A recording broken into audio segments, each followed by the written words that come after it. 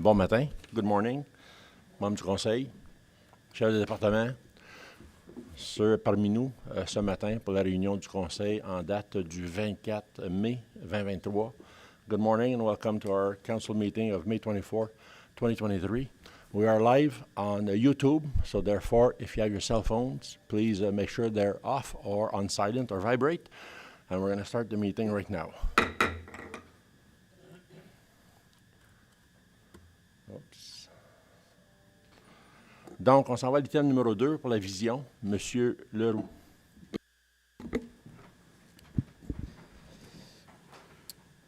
Prescott et Russell continuera d'être une communauté unie par ses traditions et ses cultures, en marche vers la prospérité de tous ses citoyens.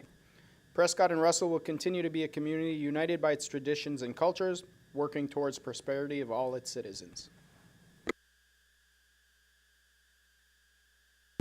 Merci, M. Leroux. On s'en va à l'item numéro 3, déclaration d'intérêt pécuniaire. Aucune. On s'en va à l'item numéro 4, l'adoption de l'ordre du jour. On prendrait un proposeur, un appuyeur. Proposé par M. Zant, appuyé de M. Laviolette. Question, discussion? All those in favor? Against? Carried. On s'en va à l'item numéro 5, adoption des procès-verbaux du Conseil, 5.1, le meeting ordinaire du Conseil le 26 avril 2023. Je vais vous lire la résolution. Qu'il soit résolu que les procès-verbaux de la réunion ordinaire du Conseil du 26 avril soient adoptés tels que présentés. Proposeur appuyeur, M. Lefebvre, appuyé de Mme Lajoie. Question, discussion? Any questions? All those in favor? Those against? Carried. Item numéro 6, pétition délégation. On s'en va à 6.1, Jean-Claude Corbeil de Digest Comp Inc., projet Pyrotech P50. Monsieur Corbeil, le podium, bienvenue. Bonjour, merci. On vous présente un projet de pyrolyse. Puis c'est un projet qui, on va commencer tout de suite. Là. Prochaine.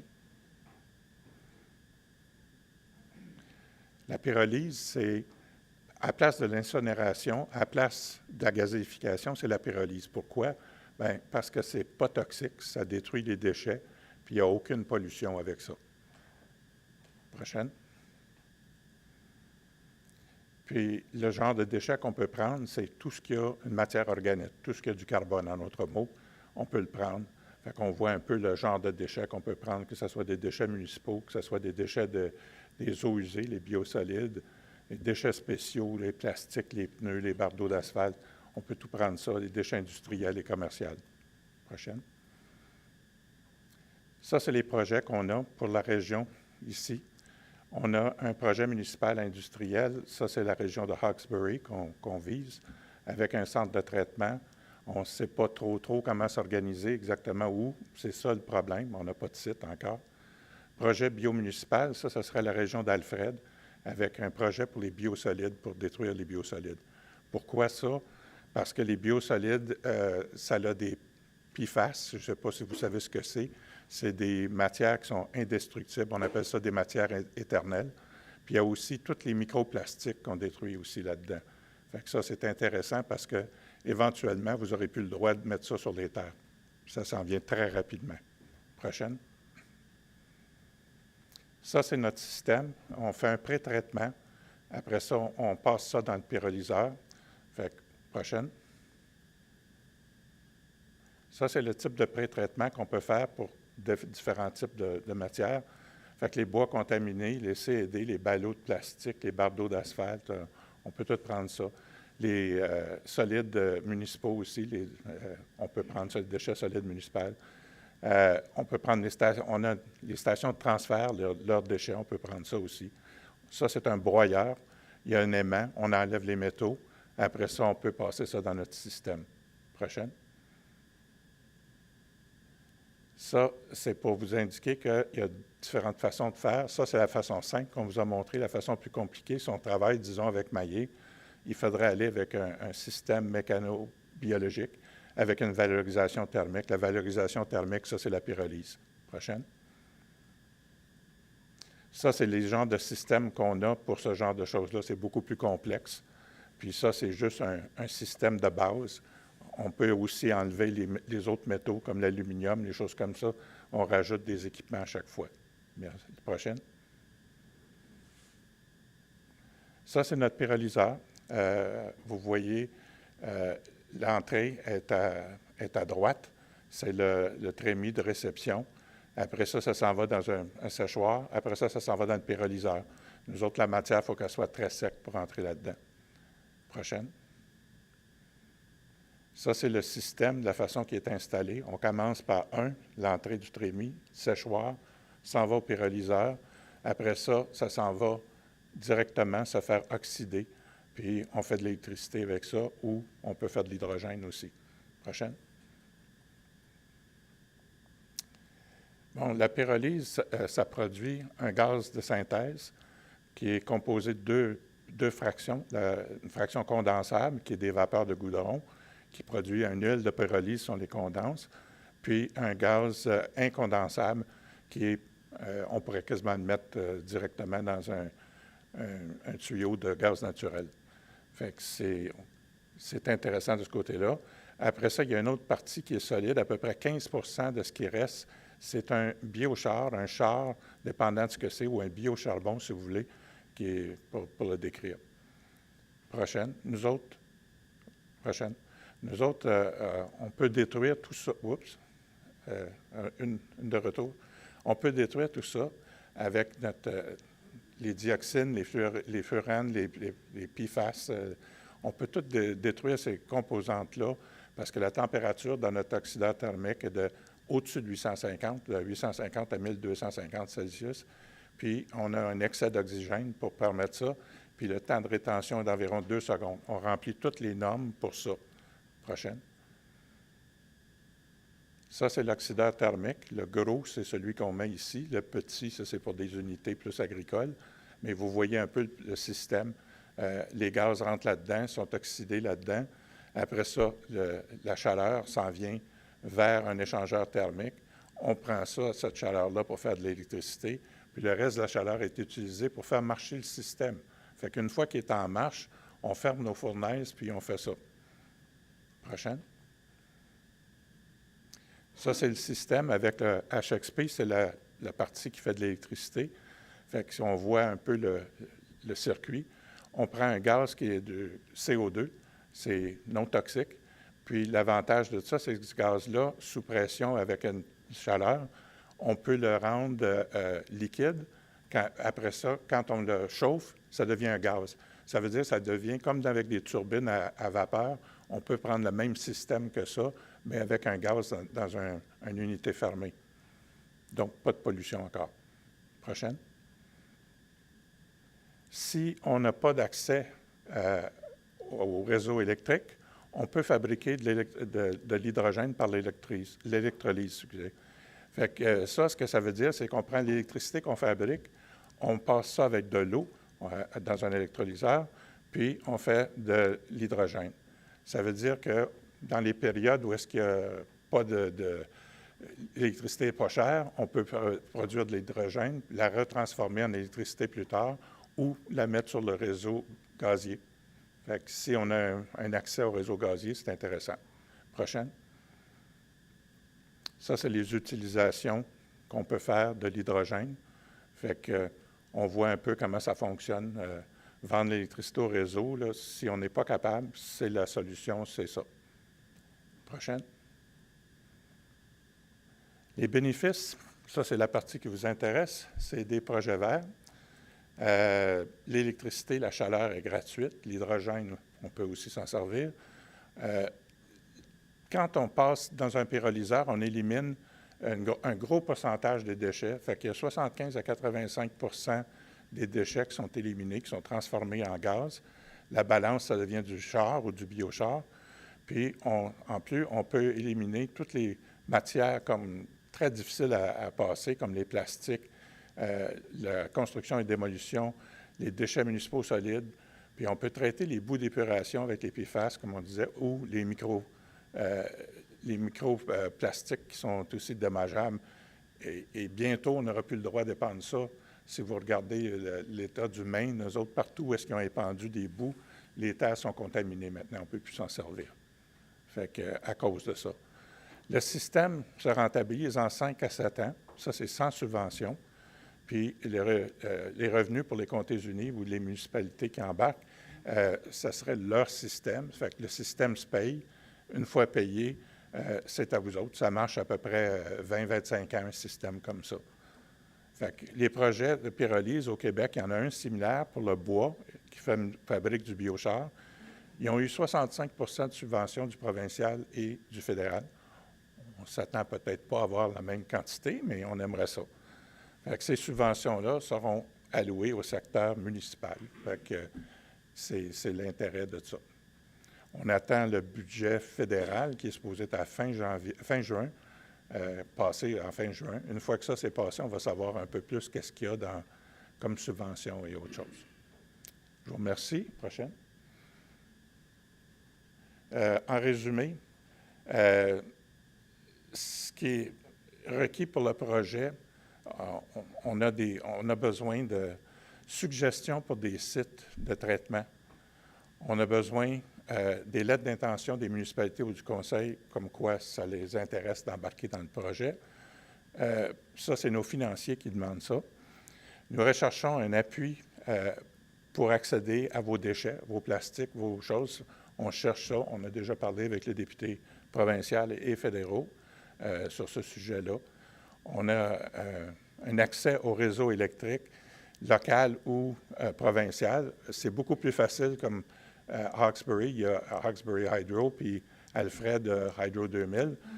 Ça serait beaucoup plus facile d'embarquer dans ces réseaux-là. Il faut quand même passer par Hydro One, mais c'est beaucoup plus facile d'accéder à ce genre de réseau-là. Fait que on a besoin de votre support pour notre projet. Ça, c'est ce qui nous intéresse. Ce que nous autres, on fournit, c'est le financement, le projet clé en main. Les installations et l'entretien, c'est fourni par la Pointe Drainage, qui est notre associé là-dedans. Les opérateurs, c'est pour les contrefits, c'est Ottawa Cedar qui s'occupe de ça. Ça fait que vous n'avez pas de personnel, vous n'avez pas besoin de rien d'autre. On fournit le kit au complet. Prochaine.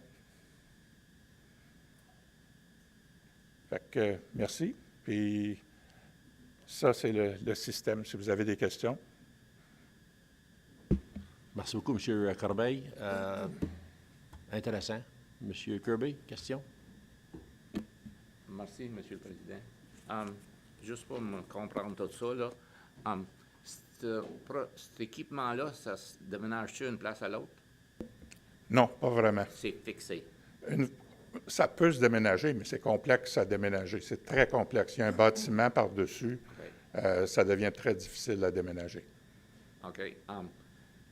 Est-ce que vous cherchez une place pour établir ça? On cherche plusieurs places pour établir ça, oui. On est à la recherche de différents sites. Hawkesbury nous a indiqué des sites potentiels. On regarde ceux-là pour cette région-là. Dans la région d'Alfred, on s'est fait dire qu'il y avait un site potentiel là, qui pourrait nous intéresser, je viens d'apprendre. On cherche. On cherche aussi des sites de transfert où est-ce qu'on pourrait ramasser la matière, la traiter, puis après ça, l'envoyer directement dans un pyro qui serait à une place où est-ce qu'on peut vendre l'électricité autant que possible. Moi, j'aimerais ça vous rencontrer puis vous montrer un site. Ça m'intéresse. Okay. Je pense qu'après que vous voyez le site, vous allez être très intéressé. Le site militaire? Merci. Merci. L'ancien site militaire? L'ancien site militaire? Ah, bien, on peut regarder ça si tu veux. Je suis certain que votre partenaire dans la salle sait exactement probablement c'est où, M. Cardinal. M. Zant, après ça, M. Leroux. Merci, M. le Président, M. Corbeil. Aucune pollution? Comme zéro pollution. Vous avez dit tantôt. Fait que ça m'intéresse juste parce que c'est rare de trouver une industrie qui fait zéro pollution. Notre pollution, c'est de la chaleur. Il y a aussi le gaz d'échappement, mais il est traité. On rencontre les normes pour l'EPA américain.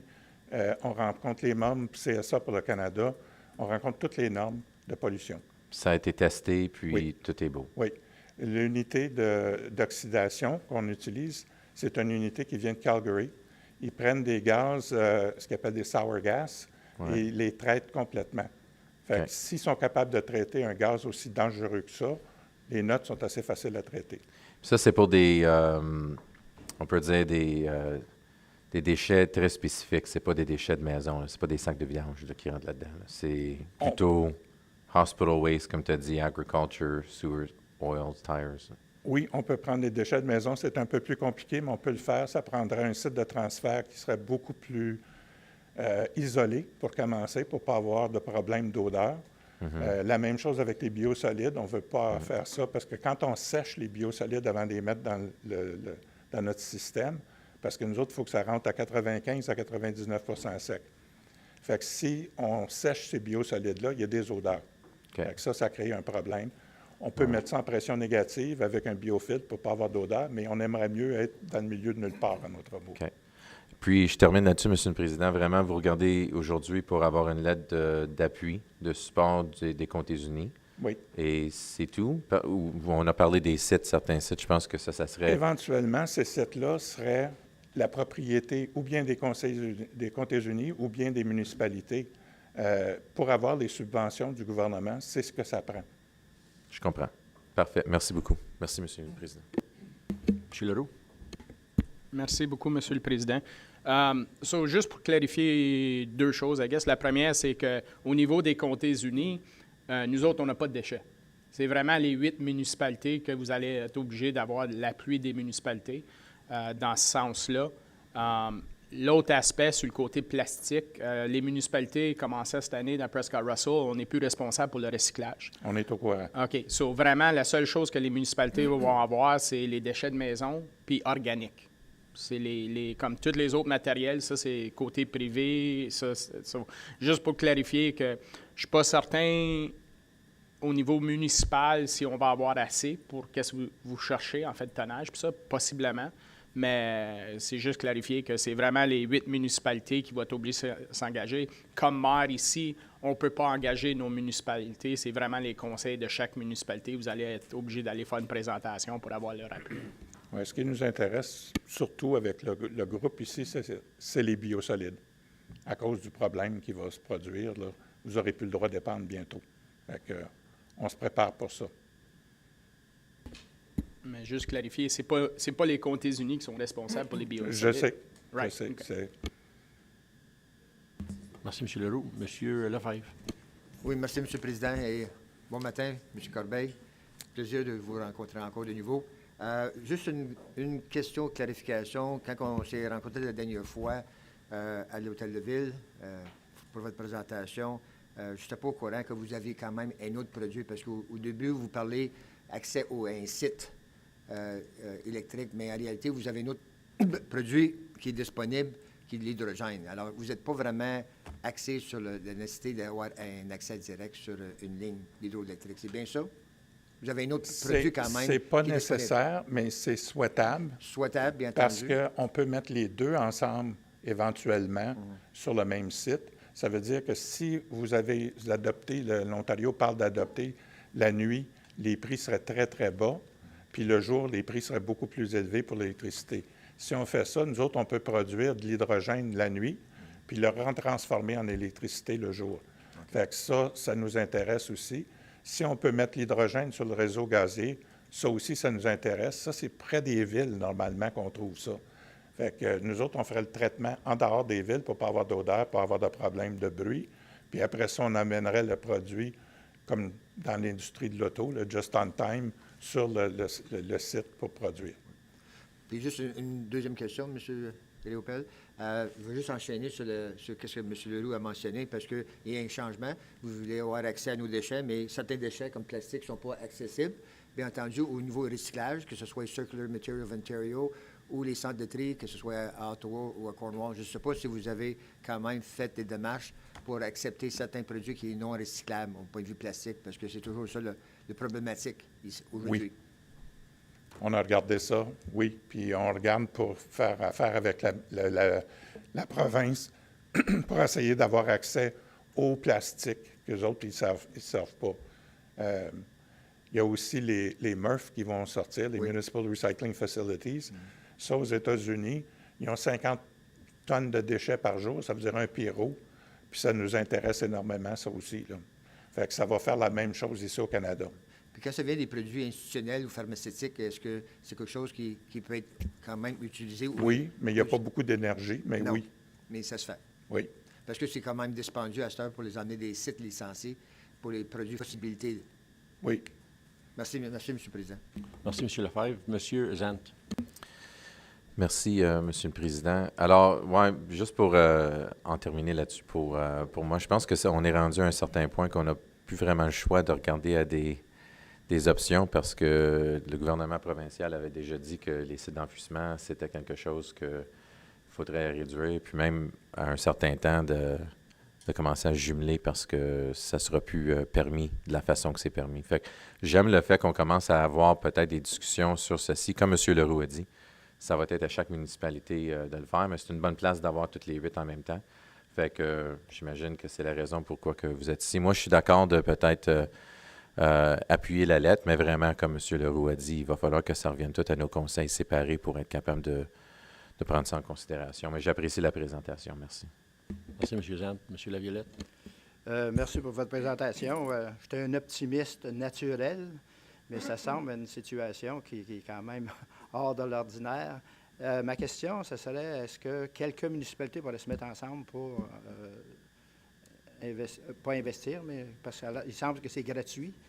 Ça fait que, est-ce que quelques municipalités pourraient se réunir et avoir le même plan? Puis est-ce qu'un plan tel que celui-là existe ailleurs dans le moment? Pour la première partie, définitivement, oui. Est-ce que ce plan existe? Oui, mais c'était dans l'industrie du bois, puis on fabriquait, c'est la même unité, puis on fabriquait de l'huile de pyrolyse. L'huile de pyrolyse n'a pas beaucoup d'utilité, il y a 800 contaminants là-dedans. Nous autres, on l'oxyde pour ne pas avoir ces contaminants-là. Mais l'huile de pyrolyse, on peut la mettre sous terre, puis ça ferait la capture de carbone. Mais nous autres, l'unité, on veut la reprendre puis essayer de la convertir pour faire ce qu'on fait en ce moment, là. Elle était à la tuque originalement dans le bois, puis c'était avec l'industrie du bois, là, les déchets de bois qui allaient dedans pour faire ça. Fait que là, on la ramène pour essayer de la transformer en ce moment. On a des petites unités un peu partout aussi, là, mais c'est des tout petites unités pour faire des tests. Comme quand on a des clients qui viennent, ils apportent leurs propres déchets, puis on les teste dans notre unité pour eux autres. Merci. Madame Lajoie. Merci, Monsieur le Président. Merci, Monsieur Corbel. That was the question that I had, if this project has been created in the past. So being that this would be the first one, do you foresee any kind of kinks that you'd have to work out in the process? It's not exactly the first one because all we're doing is putting in the oxidizer on and removing the condenser. So it's the same machine, it's the same product. So there's no difficulty there. As far as the electricity, yes, it's a new technology. It comes from the nuclear industry. It does exist in Europe on larger scales. In Europe, the units are 9 to 10 megawatts that they're producing. Our unit is 1.5, but it's the same system. Thank you. And then creating energy, hydrogen, and kind of nuclear energy, what safety concerns could you foresee? I mean, how are you going to, what are the risks associated with converting this energy? Okay, it's not nuclear. Well, no, It's not hydrogen. nuclear, I know, but we're converting this into hydrogen. Are there safety risks? How do you mitigate The those hydrogen risks? is the electricity and the water are mixed together into a container, and that container is completely sealed. Produces hydrogen, and then you store the hydrogen in special tanks. And the safety approach is the same as with a gas station, basically. Don't smoke near it, don't go near it with anything lit, and that's fine. Hydrogen is very light, so it doesn't stay on the ground, it goes up in the air, so the risk is much less than with a gasoline, yeah. Thank you very much. Merci, Monsieur le Président. Merci, Mme Lajoie. M'en va avec M. Leroux, après ça, M. Lefebvre. Merci, Monsieur le Président. Deux questions ou commentaires. Farm plastics. Vous pouvez-tu prendre les plastiques de ferme? Oui. OK. Parce que je crois que, justement, on a un programme à peu près 35 000 $ par année pour aider avec les plastiques, la collecte des farm plastics. C'est peut-être à côté des comtés, il y a une possibilité là. L'autre chose, c'est que je vois beaucoup de DG ici, puis on a justement un groupe de DG qu'on a donné une direction d'avoir des discussions pour comment améliorer les choses régionales, choses genre type qu'il va y avoir des discussions à ce niveau-là.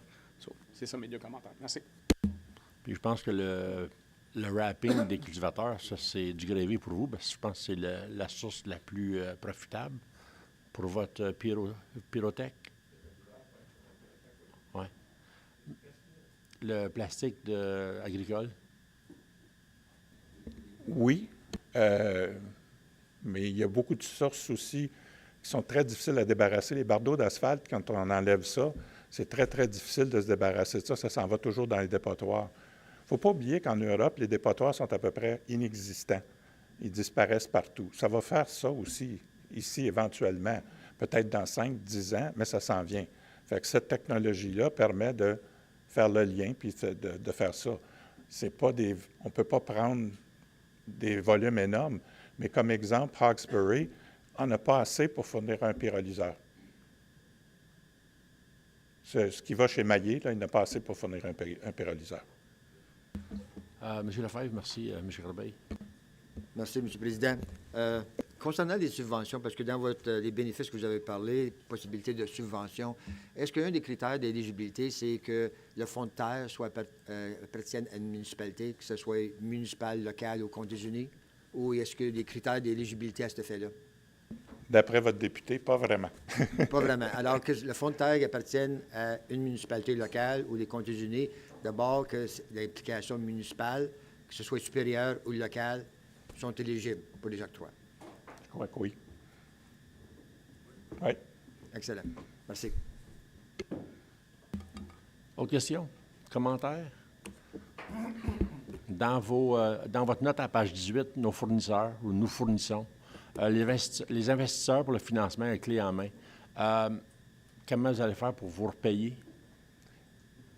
Nous autres, on vend aux investisseurs l'équipement. Les autres, ils vont acheter le terrain, ils vont acheter tout. On leur vend. Là, les subventions, ils vont s'entendre avec vous autres, avec la municipalité sur place, comment ils veulent fonctionner. Un programme de rachat, probablement, je ne sais pas, mais c'est parce que ces unités-là, ils durent au-dessus de 20 ans. Ils durent 20-25 ans. Fait que les contrats avec l'électricité, normalement, sont 21 ans moins un jour. Donc, on s'attend à ce que les municipalités reprennent l'unité éventuellement. Puis Hydro One, qu'est-ce qu'ils vous ont dit dernièrement ou ce qu'ils sont intéressés, Hydro One? Je parle aux députés, puis je laisse parler avec Hydro One. Je ne m'asseye plus. C'est bon. Merci beaucoup. M. Corbeil, merci de la présentation. Ça sera à la municipalité de décider de rentrer en contact avec vous ou vous de contacter les 8 municipalités. Je pense que ça sera votre porte d'entrée. Les comptes usinés, si le Conseil est prêt à vous donner une lettre d'appui, ça sera à eux de décider s'ils veulent le faire aujourd'hui ou s'ils veulent y penser, voir si c'est plus pesant à chaque municipalité ou de le faire au comté. Qu'est-ce qu'ils disent le Conseil? Est-ce qu'on veut le support fait au comté ou dans chaque municipalité? C'est vous qui va décider. You're saying yes in regards to? In regards to supporting it? I'm more on the lines of supporting it at a local level. I'd like to see the presentation come to Clarence Rockland for us to have a discussion. On a un qui veut le supporter, on a un autre qui aimerait mieux le supporter au niveau municipal. Donc, je pense que ça serait peut-être aussi bon au comté municipal, parce que vous allez avoir 8 lettres de référence au lieu de juste une. Donc, je vais vous dire merci pour votre présentation. On va recevoir votre présentation. On a-tu bon une résolution pour recevoir? Donc, ça va me prendre un proposeur, un appuyeur pour recevoir la présentation de M. Corbeil, M. Kirby, appuyé de M. Zant. Et puis, tous en faveur? Contre? M. Corbeil, merci beaucoup pour la présentation. On va se revoir à notre municipalité dans un délai rapproché, je pense. Merci beaucoup. OK, merci. Bonne journée. Tantôt, quand j'ai fait la présentation, j'ai omis notre député provincial, il est ici, donc M. Sarrazin, bon matin. On ne peut pas vous oublier. On s'en va à l'item numéro 7.1, l'administration. Je s'entends, M. Parisien, bon matin. On s'en va à 7.1.1, nomination 2023 au comité consultatif sur l'aménagement du territoire au comité de gestion de la résidence Prescott-Russell. On a la résolution des noms. On a avancé ces noms-là. Si vous n'êtes pas content ou si vous voulez changer de comité ou si vous ne voulez pas participer. La raison pourquoi que M. Kirby est présent 2 fois, c'est que M. Kirby adore le planning. Donc, on l'a mis là-dessus. Et aussi la résidence, parce que c'est dans l'est des États-Unis, Prescott-Russell. Chez M. Kirby est bien occupé, cultivateur. Donc, si ces 2 comités-là, il y en a un que vous ne voulez pas participer, on demanderait un maire de se prononcer. On sait qu'il y en a parmi vous que vous avez des emplois à plein temps, donc c'est plus difficile pour vous de siéger sur des comités. Donc, c'est la raison ou une des raisons pourquoi votre nom n'apparaît pas. Donc, sur le comité, on a qu'il soit résolu, en lisant la résolution, que les nominations suivantes soient approuvées par le Conseil pour l'année 2023. Donc, le comité consultatif sur l'aménagement du territoire, on a M. Kirby et on a M. Leroux. Et le comité de gestion de la résidence Prescott-Russell, on a M. Yves Laviolette, on a aussi M. Kirby et on a aussi M. Lefebvre. La seule affaire dans la résolution, ça ne lit pas que le président des Conseils participe à chaque comité. Est-ce qu'on devrait l'avoir ou ça ne fait pas? C'est dans le mandat. Excellent. Monsieur Parisien, votre micro est dessus, donc j'imagine que ça vous tente de jaser. C'est des formations professionnelles, Monsieur le Président. Non, c'est une erreur. Excellent. Donc, commentaires, suggestions, est-ce qu'on est tous d'accord? We all agree? Ça me prendrait un proposeur, un appuyeur, proposé par M. Leroux, appuyé de M. Lefebvre. Question, discussion? Aucune. Ceux qui sont en faveur, ceux qui sont contre, adopté. Item numéro 7.1.2, demande de délégation municipale au congrès annuel de Hameau 2023. Est-ce que vous avez des suggestions ou des recommandations? À moins que M. Parisien voudrait en nommer une coupe. Thank you, Mr. Ward, members of council. No, at this point, we don't have any delegation requests that we can think of because we think all matters are being dealt with outside of that forum. But if council wants to put something forward for the upcoming AMO conference, now would be the time to do it. Mr. Zant. Merci, M. le Président. Question sur ceci. Si la cité ou n'importe quelle cité décide de faire une délégation de leur propre façon, on a quand même le droit d'inviter les Conseils à participer avec notre délégation, c'est ça? Monsieur le Président, M. Zant, c'est exact. Dans le passé, on a commencé cette tradition-là, si vous voulez, où on invite de part et d'autre les municipalités locales ou les comtés aux délégations pour, en fait, les partenaires qui veulent le faire. On comprend qu'il y a certaines délégations que vous ne voulez pas avoir d'autres gens que les vôtres, puis on respecte ça parce que le sujet peut être un petit peu plus contentieux ou peut-être un petit peu plus privé, mais oui, si vous voulez inviter les membres du Conseil, c'est laissé à la discrétion de votre municipalité. Merci, M. Zant. Merci, M. Parisien. Mme Lajoie. We would like to do a delegation through Councilman for the HDH hub. Monsieur le Président, Mme Lajoie, anyone that has delegations that would like to have counties present as an observer, would you kindly make that information available to Olivier so we can correlate the information and put it together and pass it on to other members if they wish to attend your delegation? Thank you. Thank you. Thank you, Mr. President. Merci, Mme Lajoie. Moi, ma seule crainte ou question, c'est la 34 et l'overpass de la 17. Monsieur- Est-ce qu'on a des informations concernant ou il faut aller les harceler encore? Monsieur le Président, membre du Conseil, j'y ai pensé à celle-là, puis en fait, il y a quelqu'un dans la salle avec nous aujourd'hui qui pourrait peut-être nous donner un petit briefing, mais je vais vous donner ma position, ma stratégie là-dessus. En demandant une délégation au mois d'août, on leur donne en fait un autre 3-4 mois pour dormir sur la Switch. Donc, ça, c'est ma prétention, puis c'est peut-être pas la bonne non plus. J'espère que ce dossier-là va être réglé avant l'amour. Puis c'est pas pour mettre de la pression sur M. Sarrazin. On a eu une discussion, lui et moi, là-dessus. Ça traîne. On s'est fait dire que c'était presque réglé, mais on n'a pas encore reçu de lettre officielle là-dessus. C'est vraiment laissé à la discrétion du Conseil si vous voulez demander une délégation, mais je me dis, s'il faut aller demander si c'est réglé rendu au mois d'août, c'est comme un peu déprimant. C'est juste que si la décision n'est pas favorable, on va être obligé de se battre dans l'eau bénite encore. C'est juste ça qui est mon petit problème concernant cet overpass-là. Il n'y a pas eu de décès, ça fait 50 ans cet overpass-là. On veut garder le statu quo le plus possible. Fait que je suis prêt à laisser aller la délégation, mais si jamais c'est pas de bon augure, il va falloir se battre sur l'autre côté. Monsieur le Président, d'accord avec vous. En fait, il y a deux volets à ça. Il y a le volet sécuritaire, il y a ce qu'on veut de notre côté, mais aussi le volet du développeur, lequel on a rencontré plus tôt cette semaine avec les dirigeants de la ville de Hawkesbury et vous-même pour traiter là, d'un possible achat de terrain ou de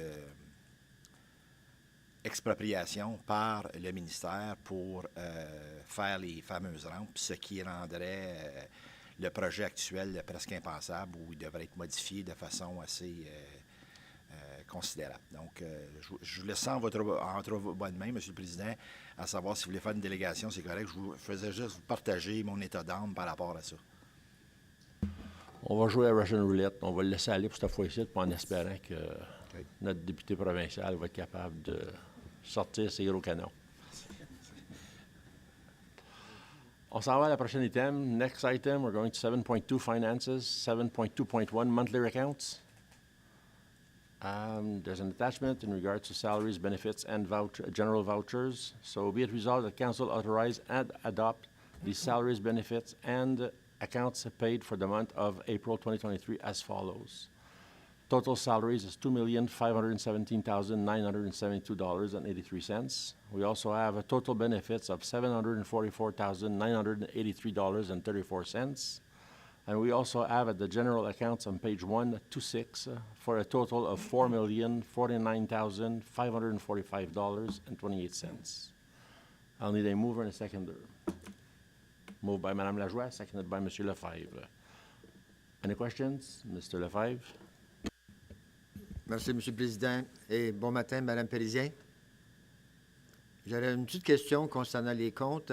Care for Health and Community Services là, pour la période de janvier à mars pour 30 000 Ça a rapport avec le service ou l'entente que vous avez ou les comptes unis ont avec le ministère des Transports. Alors, le service, je présume, c'est relié à l'entente et aussi que le service est présentement en vigueur. C'est bien ça? Monsieur le Président, M. Lefebvre, effectivement. Merci. Any other questions? All those in favor? Those against? Carried. Next item, 7.2.2, Peter Fries, Municipal Tax Equity Consultant, known under the MTE, Inc., proposed funding mechanism for the upper and lower tier partnership. I believe Mr. Fries is with us this morning. Good morning, sir. The floor is yours. Good morning. I have a short presentation. I'm going to share my screen if that's okay, and go through it as efficiently as I'm able to. Can I cut you off for a second? Mr. Parisien would like to make a comment, please. Thank you, Mr. Ward, members of council. Madame Parisien, would you like to set the table first before we move on with Mr. Fry's presentation, please? Yes, please. Mr. Ward and members of council, good morning.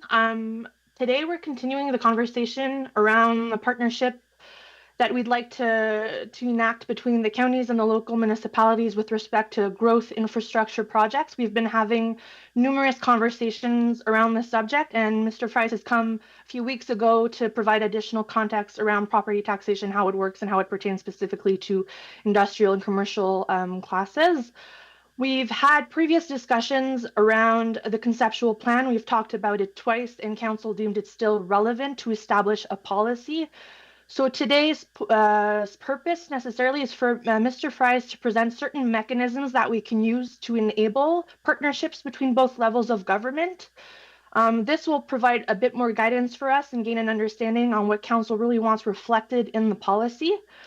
So without further ado, Peter is going to go through this, explain a bit how growth works and how these mechanisms could work and when we should use them. And we'd like to hear council on those mechanisms, whether you agree with them, partially with them, or not with none of them.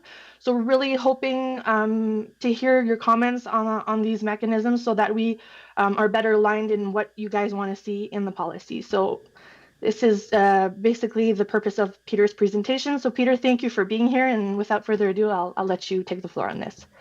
Just Mr. Ward, before we hand this over to Mr. Fries, just to make good on our the request of council, all of our partnering municipality CAOs are either watching this virtually, and 3 of them are in the room with us this morning. So everyone was invited to attend this morning's presentation.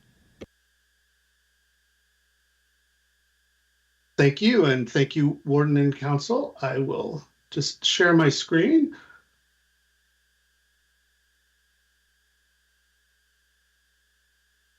Can you confirm that that's visible at your end? Yes, everything's good. Thank you. Thank you. So this is a fairly short presentation. I'm going to talk about growth, just some really quick background on property tax growth, what it is, what it means. I'm going to give you a couple examples of business class growth properties that have come online recently to give you a sense of scale, how much revenue and money we're talking about here. And then I will go over some conceptual frameworks. I'll introduce those after I go through the growth piece. When growth occurs within the assessment base, we are adding, or in the worst case, subtracting property. We're not creating more land unless your borders are expanded. So we're really talking about accessible improvements that are buildings, other hard improvements that are accessible under the Assessment Act and become taxable once added to land. So we may build a house, we may expand a house, we might build a factory. In this example, we take down a factory. This growth in the base is what contributes to your taxation capacity changing. So in ideally that's going up, but this is your changing capacity. I won't get into too many technical details, but this isn't about just the raw value. So it's not about reassessment. We don't get growth when we reassess and bring values to a more current position. It is about the base and how many physical improvements you have on the land within your jurisdiction. So when we realize growth and a new home comes on, the important thing about that revenue related to growth is that it's supplied by new taxpayers. Your existing taxpayers do not contribute. So if we take a look at the county's growth, this is just the county's levy for 2022. How did the base grow? Well, the base grew. There was additional property added during the year. Some of it would have actually been 2 or 3 years old, perhaps, but by the time it catches up, it gets on the roll. And those new improvements to the properties, there's always going to be some negative. So we take a farm, we put it into residential. We might have negative farm, positive residential, things like that. But when we bring that on, it means new revenue. So during 2022, from the time you set your tax rates or when the roll was returned to the end of the year, the county realized approximately $2 million or 3.92% in revenue growth over the course of the year. So that's new revenue brought online by new property tax payers or existing property tax payers who built new property. When we look at that over time, then we can sort of see how that breaks down, because what we're specifically, I think the dialogue that you're having around the immediate matter has to do with business tax growth rather than, say, residential or farm or other types of growth. So when we look at the commercial industrial classes, how they've contributed to the county's growth, again, these are upper tier counties tax dollars. we see that, most of the growth, most of the dollar growth is in residential over time. Commercial growth averages over the past 7 years about $48,000 and about $21,000 for industrial. So historically, most of your growth has come from non-business classes. So this is not, intended to minimize the value or benefit of business growth. One of the things business growth does that, say, residential growth, they are symbiotic, but they bring jobs, they bring other types of benefits to the community. But the direct revenue impacts for the municipality have been fairly modest in the business classes over time. So it's really important to understand scale when you're thinking about, using growth to finance things or to offset costs, how much money is actually available. And to help you get another sort of handle on that or get an idea of what it means, particularly with business class growth, new property, not as much when a store moves into an old one store moves out, a new store moves in, fills up a vacant unit. That's great. We don't tend to think about those capital investments the same way we do when we take raw land. And again, I believe this is fairly consistent with the dialogue you're having. Raw land and put in an improvement on it where there wasn't one before. We know what the permits say, and we know what the investment often is. What do these mean? So we have three quick examples.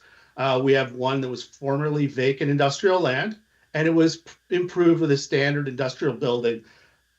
A fairly straightforward building, aluminum,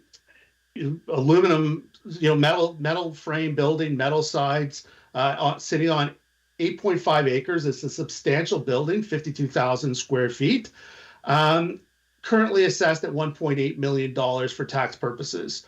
So our growth on this property was, not insignificant, but we had about $18,000 and $21,000 for upper tier and local tax growth on this property. It brought in about another $40,000 in municipal property tax. Our second property is a similar building. It's a little more intensive. It was formerly industrial vacant land again. It was a standard industrial building with some office space. It also includes some accessible yard works. Yard works are things that exist outside a traditional building frame that may be captured under the Assessment Act as taxable. Parking lots, things like that, sometimes revetment walls.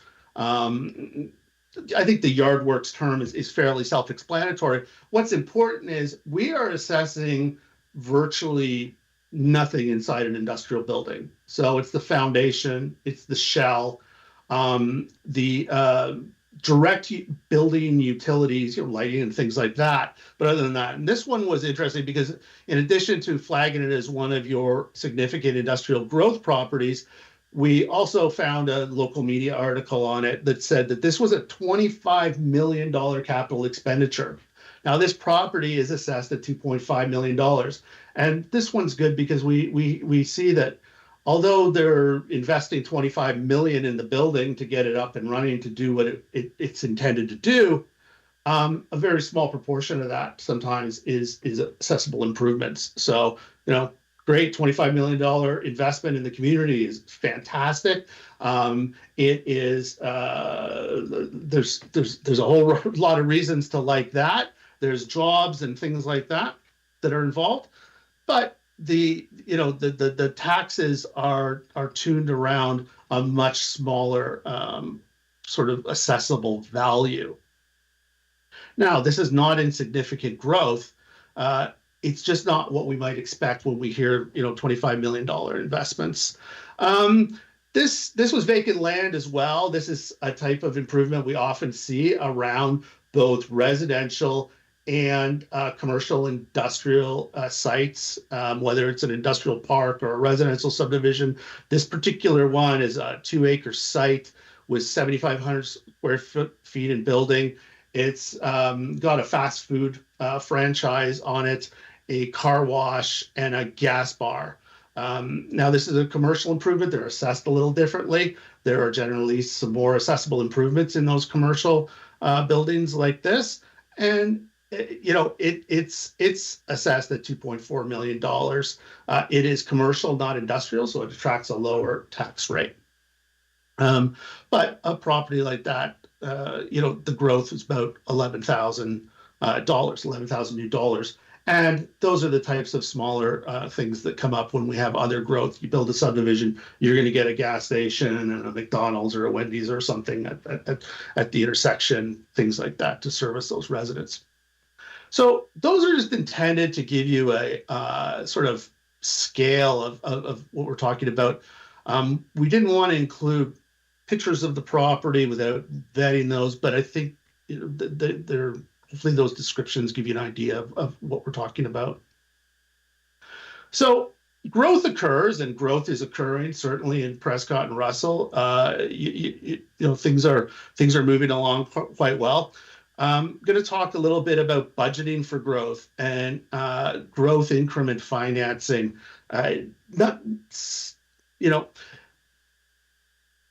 Each municipality every year must have a budget. You must set a budget. And they must be balanced. So the estimates of all the revenue required for the year and the revenue estimates, including the estimates of everything to be raised from assessable property. So the Municipal Act prescribes a number of things that have to be in your budget that you have to account for. And that includes direct spending, funds,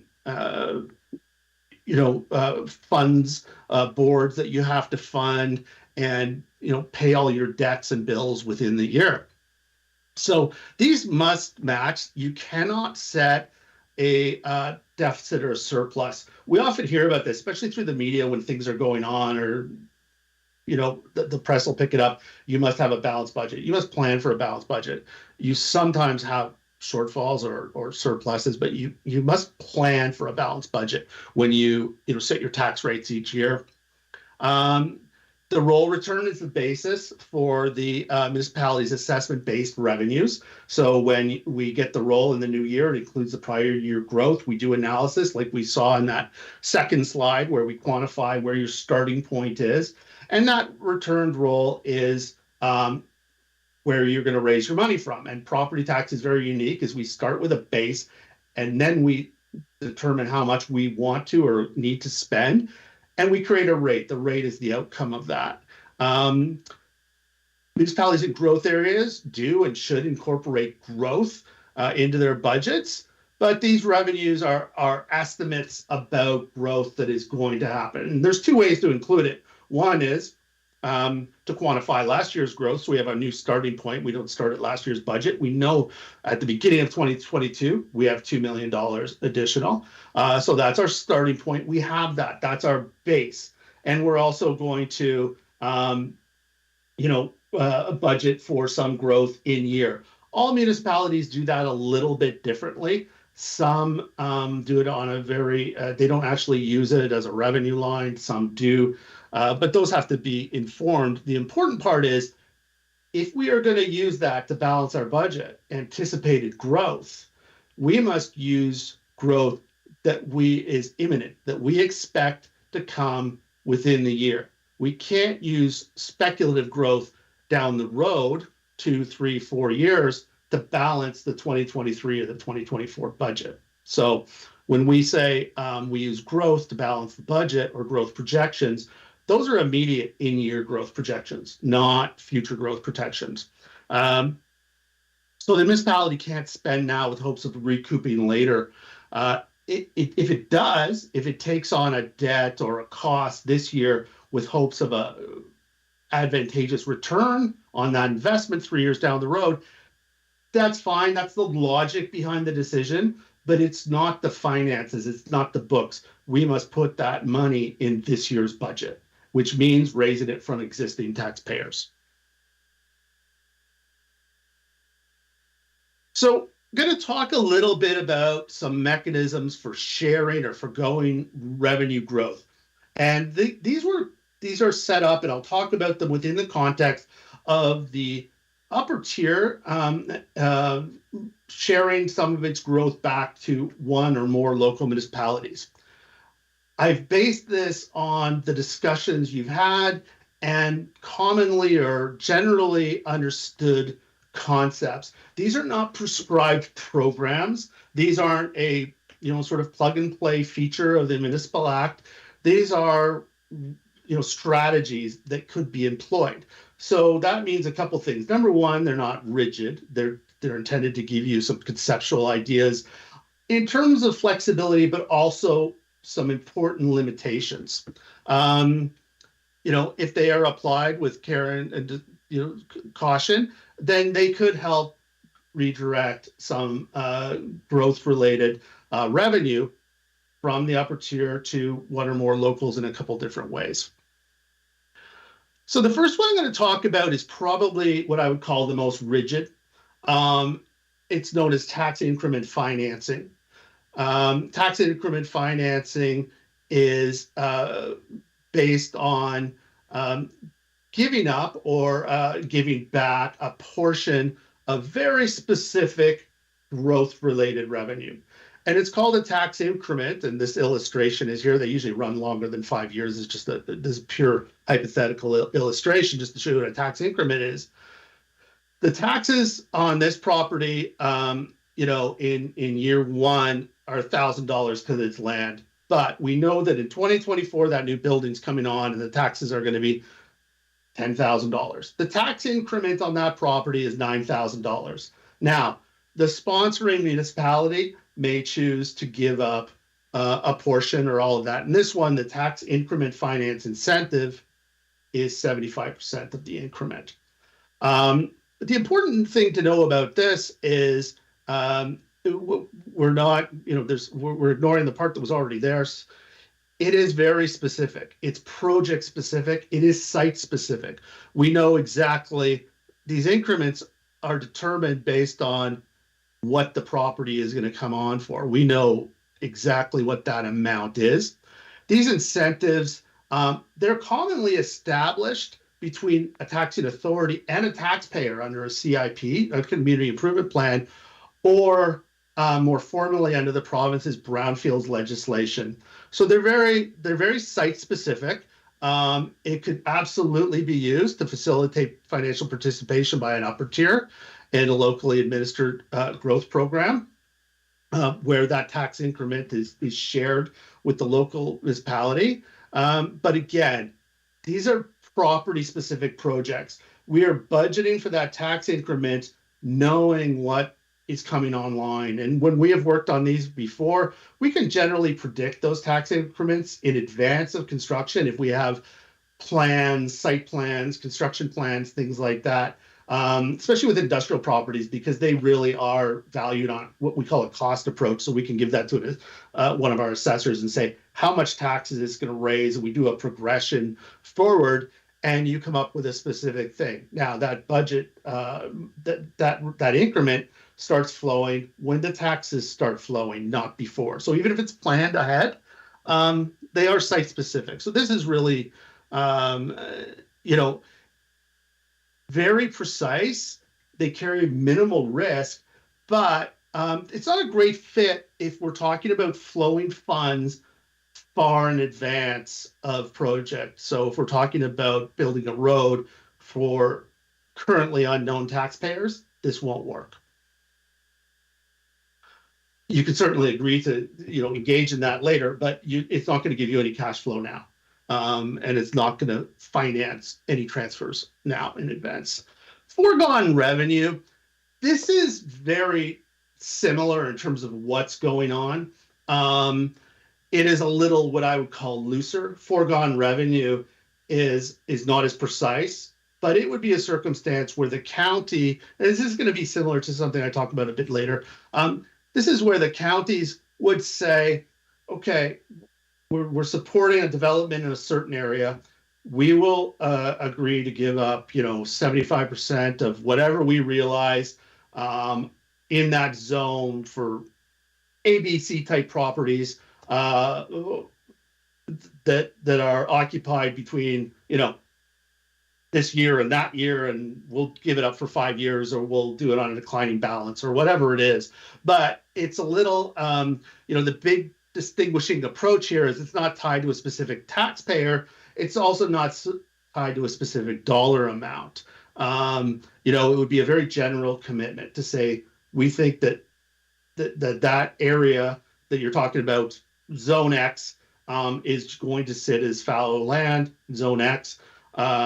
So if you're doing something to improve it, where there's going to be taxpayers, then we will agree to forego our revenue. And then it would be, the local municipality decide, well, how much, would that be? And it would start flowing at that time.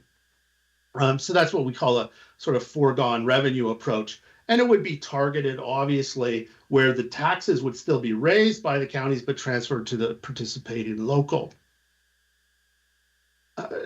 Direct investment is much different. Direct investment is where the county determines that in Zone X, they are going to spend or contribute a certain amount of money.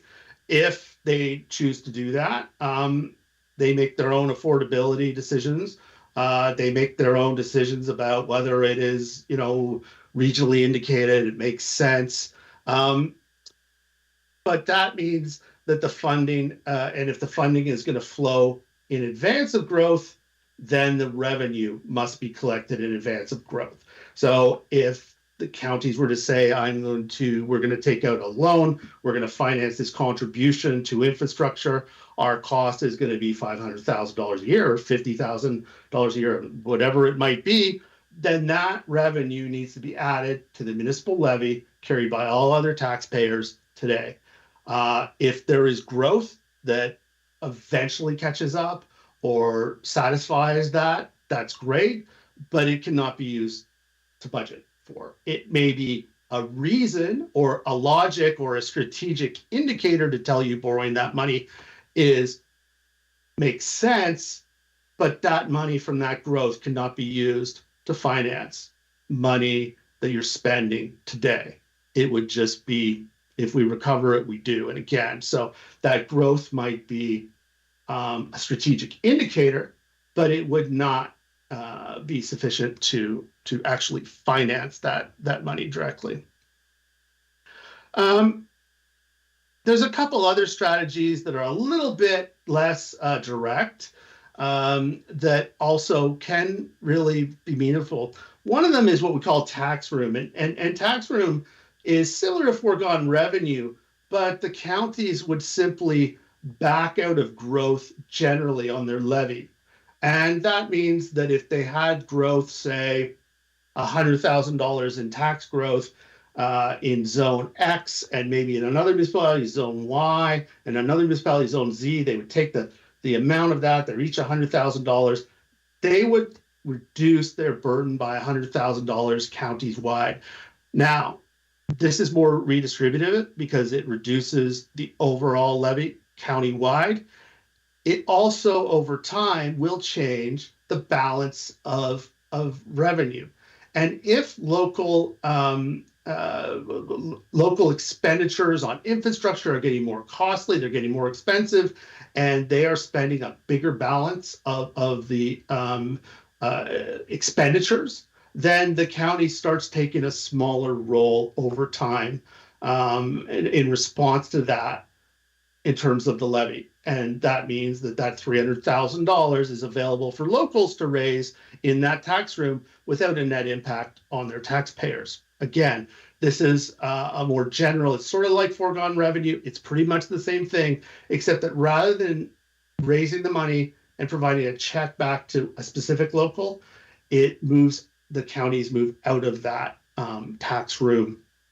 And another more passive or slower process would be to provide reduction plans to support ratios.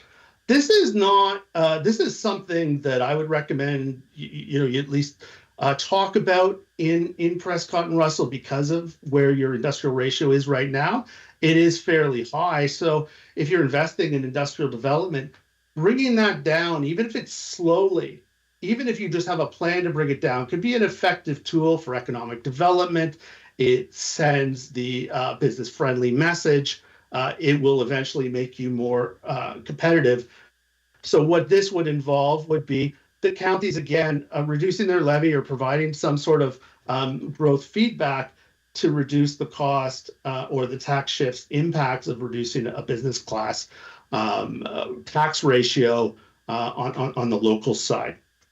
So it's, again, these are just concepts. I'm not, the intent is not to run you through a million scenarios and dollars and things like that.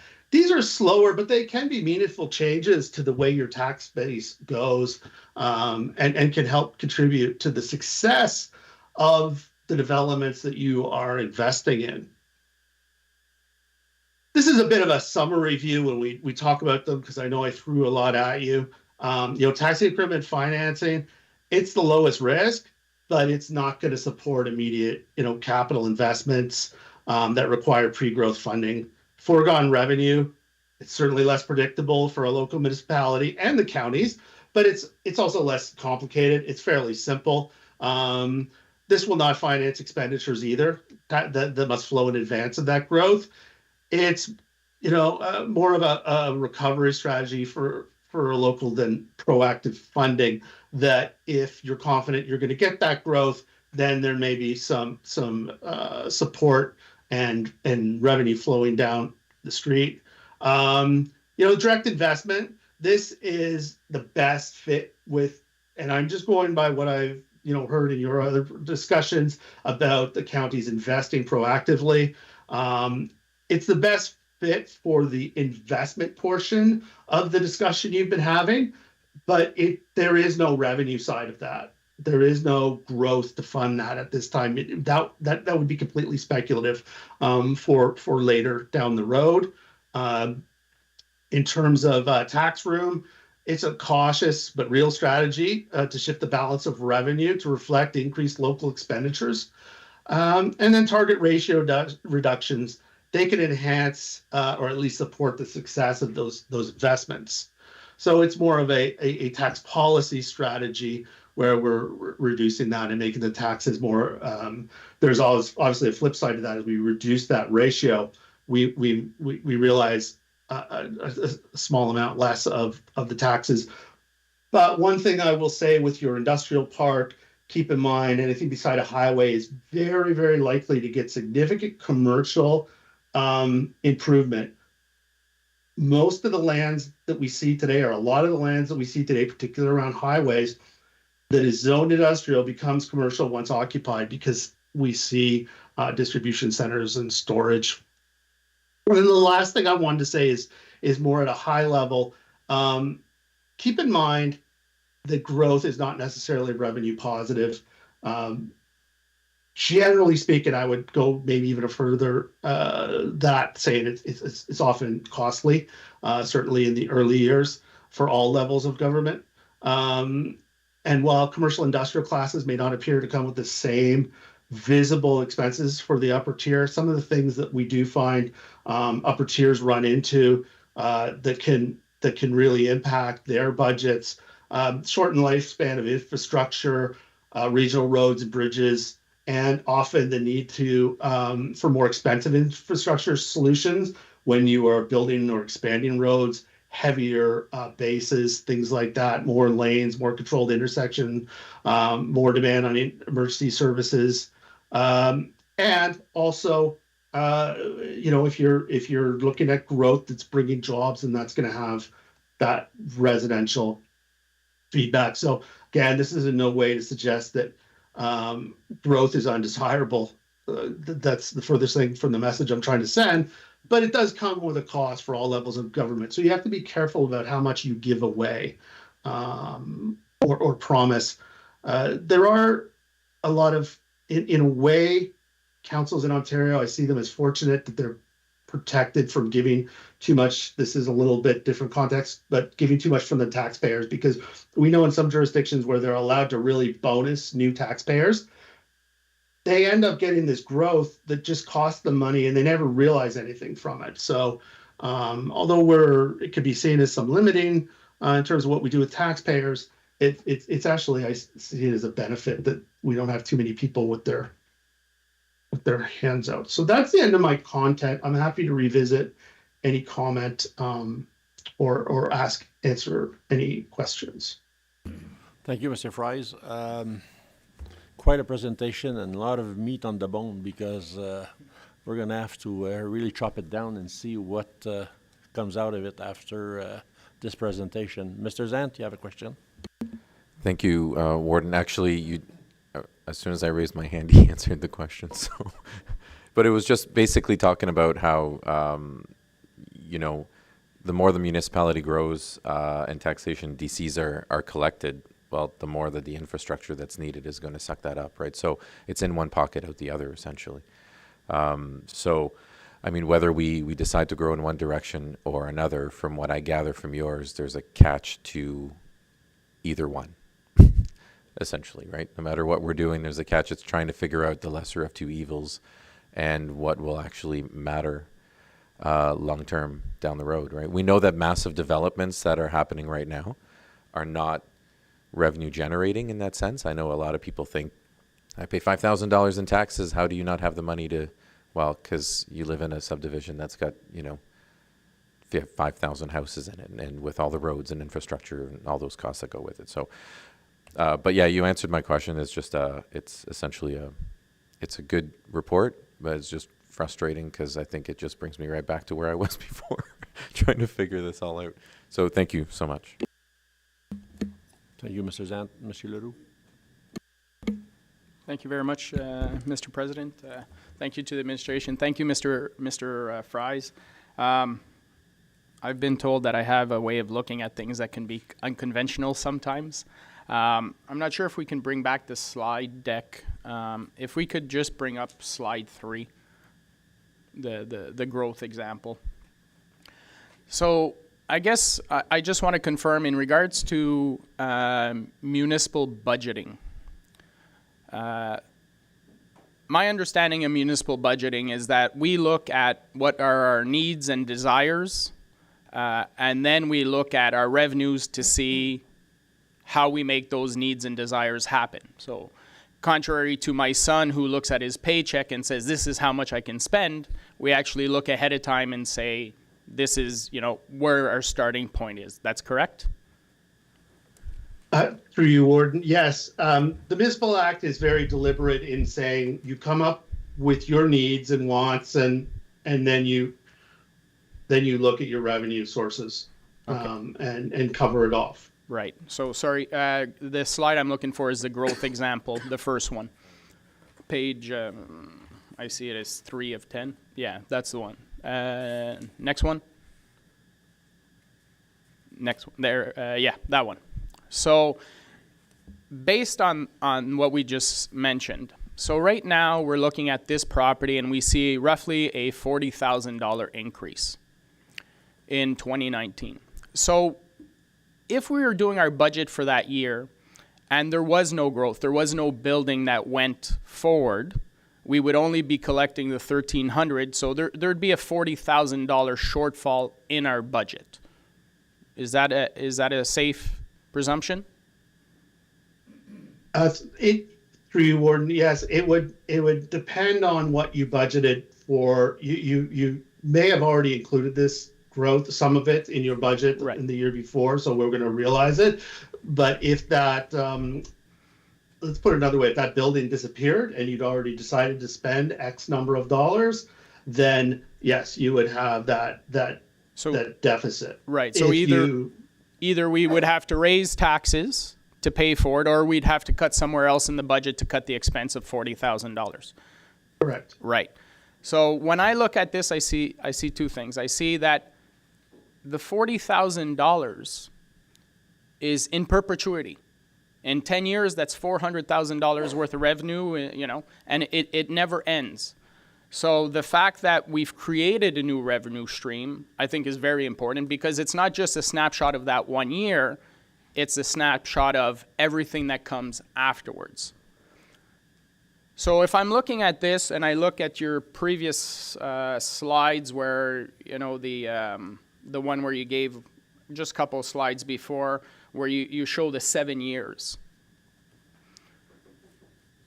That's the one. So when I look at that, you know, commercial, industrial, we see a total for those individual years, but I look at it from a perspective of cumulative, how it impacted over the full 7-year period.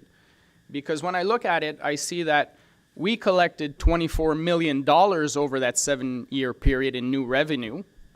The commercial industrial portion of that only accounted for 1.7 million of that, right? So which is roughly close to 7% over a 7-year period. I'm not sure if you follow what I mean with that. Like, for example, for year 2016, you add the shortfall in commercial plus industrial, it's $321. But you're collecting 321 in 2016, 2017, 2018, 2019. Like, it's continuous, right? So I see that. Correct. Right. So now I'm looking at it and saying, okay, so in regards to your options, direct investment is the one I'm leaning towards, where the counties would give a specific amount. Now, the challenge is, how do you determine what amount to give? Right? Because essentially, if we decide to give a direct amount, we know that we're going to have to raise taxation to cover the shortfall. Right? So I'm looking at this and saying, well, for example, if we take 2022, 144,000. So if we were to say that that's the amount that we're going to give back to the 8 municipalities, that means 2022, 144,000, we would have had to raise taxes approximately, I don't know, probably about 0.3% to cover that 144,000 shortfall.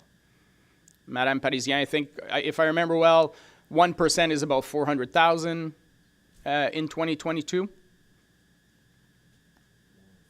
Mr. Warden, Mr. Leroux, I believe it's over $500,000. I think it's around 530, I believe, but I'm not too. I can validate that right away. So even better, it would represent about a 0.2% increase. That's what I'm trying to show is that.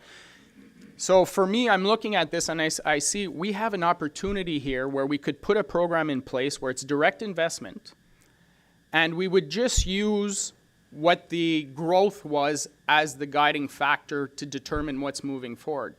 So if I look at, for example, the 7 years, if we looked at the cumulative over the 7-year period, if we had put this program back in place in 2016, there would be close to $500,000 in the pot, whether it's one pot or it's split between the 8 municipalities. There would be a $500,000 year income coming specifically for this type of project or this type of program, which could be leveraged. Because when I look at it, 1.7 million out of 24 million is not a big chunk of change, right? So we would be. Well, there's sorry. Yep. Go ahead. I really want this to be a discussion. Yeah, through you, Warden. There is another side to that. I do understand what you're saying, that it comes on in perpetuity. You do have, when we increase, we like to talk about growth in terms of increasing the capacity of your base, and that's what you're talking about. That you now have new taxpayers contributing new money, and unless they tear down their plant, they're going to be there and go forward. So we have more capacity to tax. Anything that we what we have to be clear about is anything that we take as an expenditure, whether it is put into reserves, put into financing, is money that now has to be raised. So if we're taking that, and I'd have to see the numbers, so I'm not quite. I'd have to see how you're doing the math. I'm not disagreeing with it, but let's say we take that $500,000 a year. That's still $500,000 more that the rest of the taxpayers are paying that the county tax, that they wouldn't be paying on the county levy. Now, it's the same taxpayers. They may be paying it on the local levy if they're not paying on the county levy, and that's one of the things we have to look at as well. So it's a very complicated relationship. We can't just look at the revenue side, though. We have to look at the expenditure side and know that growth comes with new costs, that when these come on, they do represent new costs, and that they represent capacity that helps offset inflation and other growth-related costs, like the residential costs that come with commercial or industrial growth. So if we take that away, we take away an offset. And I'm not saying it's not a bad idea. I'm not judging the idea or the concept. Right. I just think it's very important for decision makers to flesh out all the implications, and there are many. But I'm essentially, what I'm saying is we're not taking away the funds from the counties. What I'm saying is the value that we talk about, for example, 2022, I'm looking at the numbers here, you add the two together, 2022 is 144,000. What I'm saying is if we take that 144,000, put in a reserve, and then we increase taxation that year to cover that, there is no change to the, like, we've increased taxation by 0.2%, but we've built up that fund. We've essentially given the extra revenue back to the counties so that the municipalities can have those funds available for growth projects.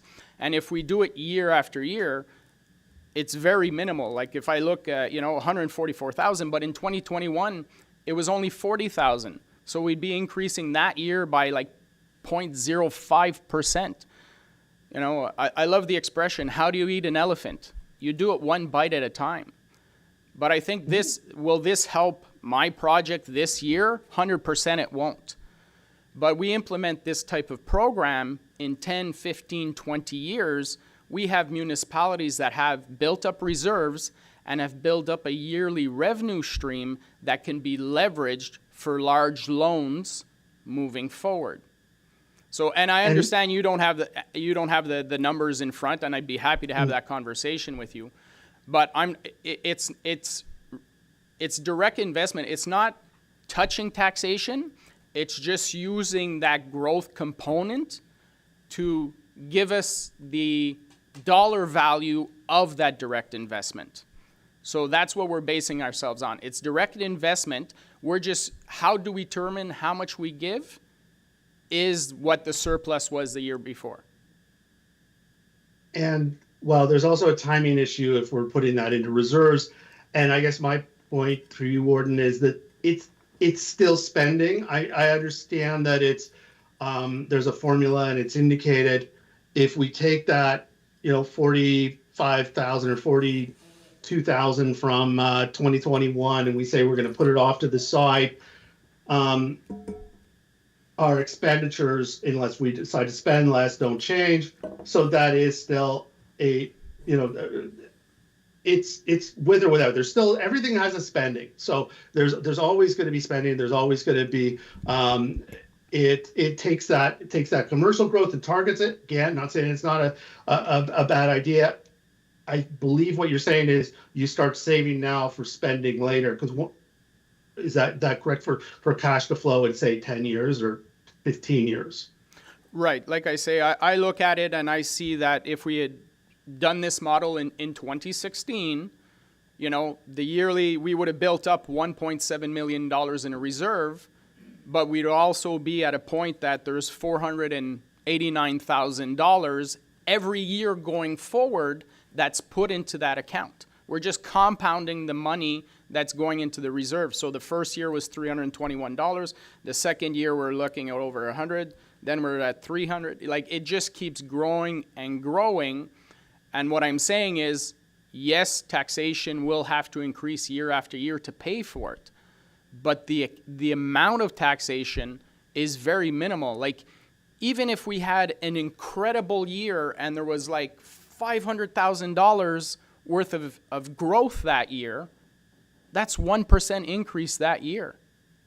Like, it's minimal. But that 1% would create a reserve that helps contribute down the road. Like, that's $500,000 year after year going into that reserve and available for those type of projects.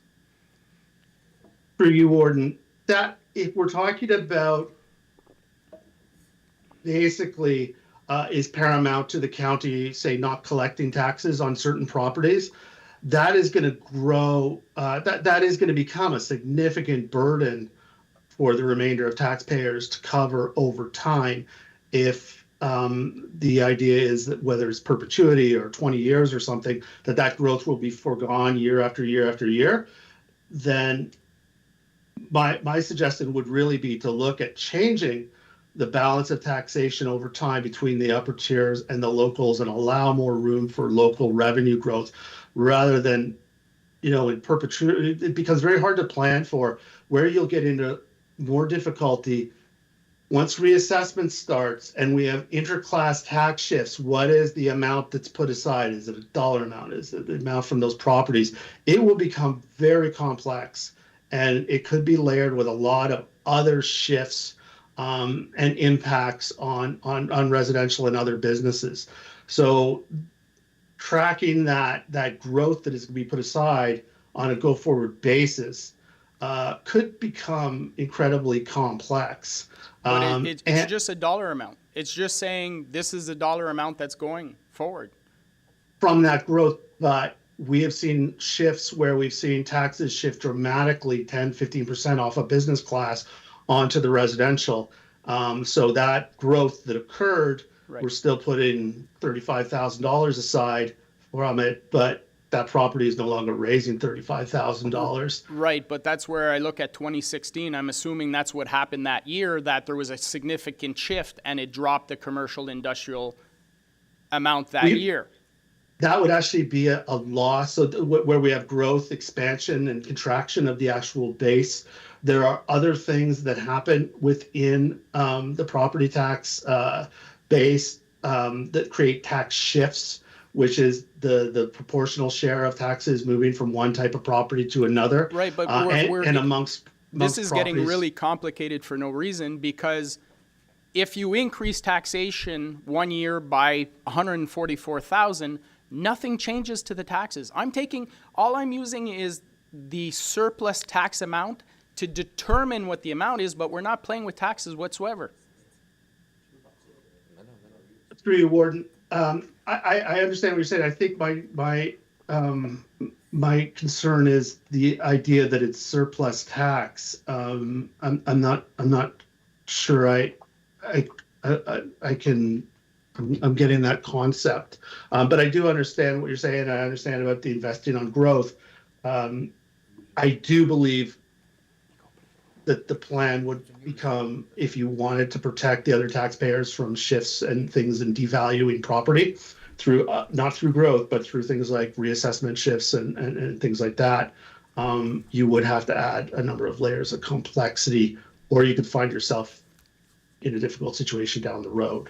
Yeah, I honestly, I think it would be more discussion, because I'd have to share the information, because I don't think it's being grasped.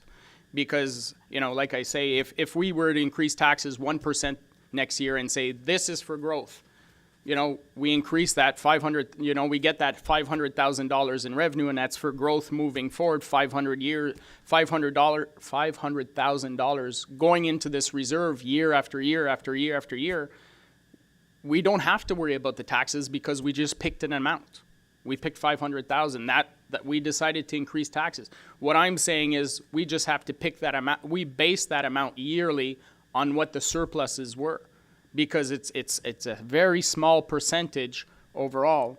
Like I said, over 24 million over 7 years. We're talking $1.7 million that would be in this reserve, and we would have had to increase taxation. On average, 0.2, 0.1, 0.3%. Like, it would have been so negligible, but over time, it's compounded, right? It's like, how rich would Jesus be if he invested 1 penny a year since he was alive? Like, this is what we're looking at. Monsieur Leroux, can I interfere? Ça devient complicated. It's becoming very complicated. I think Mr. Leroux and Mr. Fry should have a direct line communication. Find out the real numbers in regards to what's going on, because we're going to be here all day and we won't find a solution. I understand Mr. Leroux's point. I get where he gets his numbers. There's big amounts involved, and yes, on the long run, there is a possibility of investment in regards to through the counties. But we'll get nowhere today. Monsieur Leroux, y avait-il une autre question sur un autre I know No, I'm good. I think there definitely needs to be more discussion on the matter. I know that the administration is looking for, out of the 5 options, what's possible. I tend to favor the direct investment. I understand the concept. Whatever we do, there will be an impact on residential taxation. It's 100%. So I'm just saying, how do we do it? That's the discussion that has to happen. Thank you, Mr. Leroux. We'll go with Mr. Lefebvre and then Mr. Kirby. Thank you, Mr. Warden, and good morning, Mr. Fries. Being a former treasurer, basically, I knew a lot of treasurers who didn't even put supplementary taxes as a revenue because it's created their surplus at the beginning or at the end of the year. So it's a matter of smoke and mirrors sometimes. But at the end of the day, what we're doing is creating another reserve.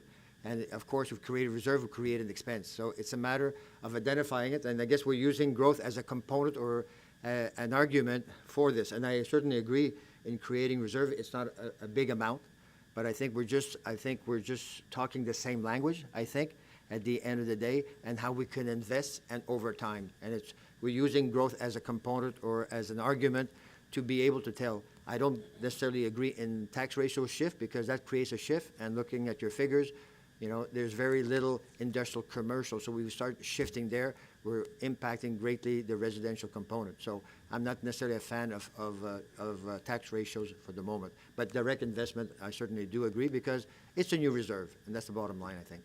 Thank you, Mr. Ward. Thank you, Mr. Lefebvre. Response, Mr. Fries? Are you? Through you, Warden. Yes. I think it's a matter of how you do the math and what the counties commit to in terms of how that growth calculation works, what you fund on an annual basis, and for how long, knowing that that it will have a continued impact. So I'm in no way trying to discourage the approach. We just have to be careful with the numbers and know that growth today may not be worth the same as in 5-10 years, and that's one of my concerns with perpetuity. Thank you, Mr. Fries. Follow up, Mr. Lefebvre?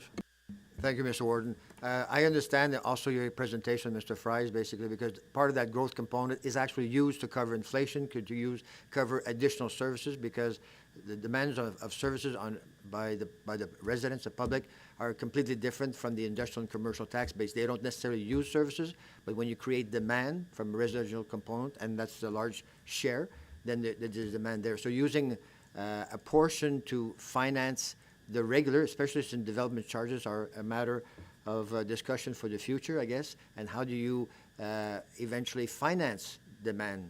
And that part, I guess, is the growth component. So I understand the concept. It's a matter of actually allocating, basically, these funds. Thank you. Thank you, Mr. Lefebvre. Mr. Kirby. Thank you, Mr. President. There's been a lot of conversation. My question is, you seem to be reluctant to with Mr. Leroux's presentation. Should I hire him as my CEO? Thank you. You don't have to answer. Thank you.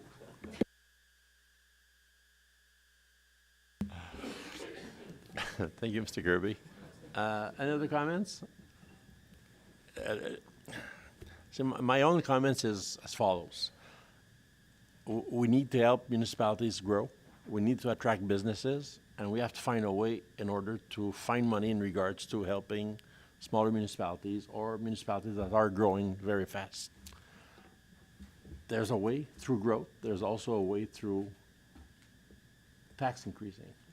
So if you do increase the taxes, well, you're just taking 4 quarters from $1 and putting the dollar back into the reserve. So whether you take the money from the growth, you're still going to increase taxes. And if you want to go through a funding reserve, you're still going to have to increase taxes to promote that funding or that reserve. So we'll have to have a discussion in regards to which route we want to go. How is it fair for the 8 municipalities in regards to who's growing the fastest and how we can spread the wealth in regards to help other municipalities also grow. Mr. Fries, thank you for the presentation.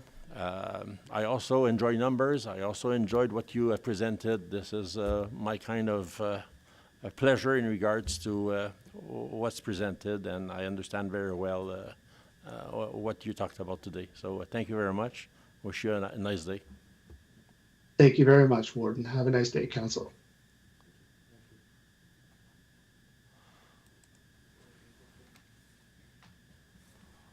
On prend un 5 minutes de break. Thank you.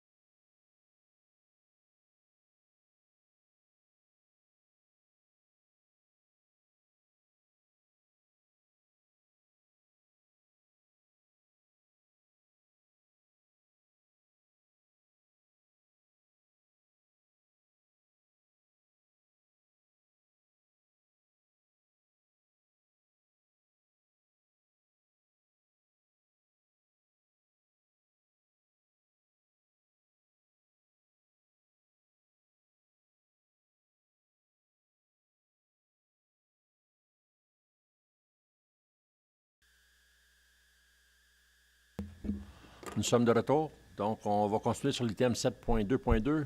Madame Parisien. Merci, Monsieur le Président, membre du Conseil.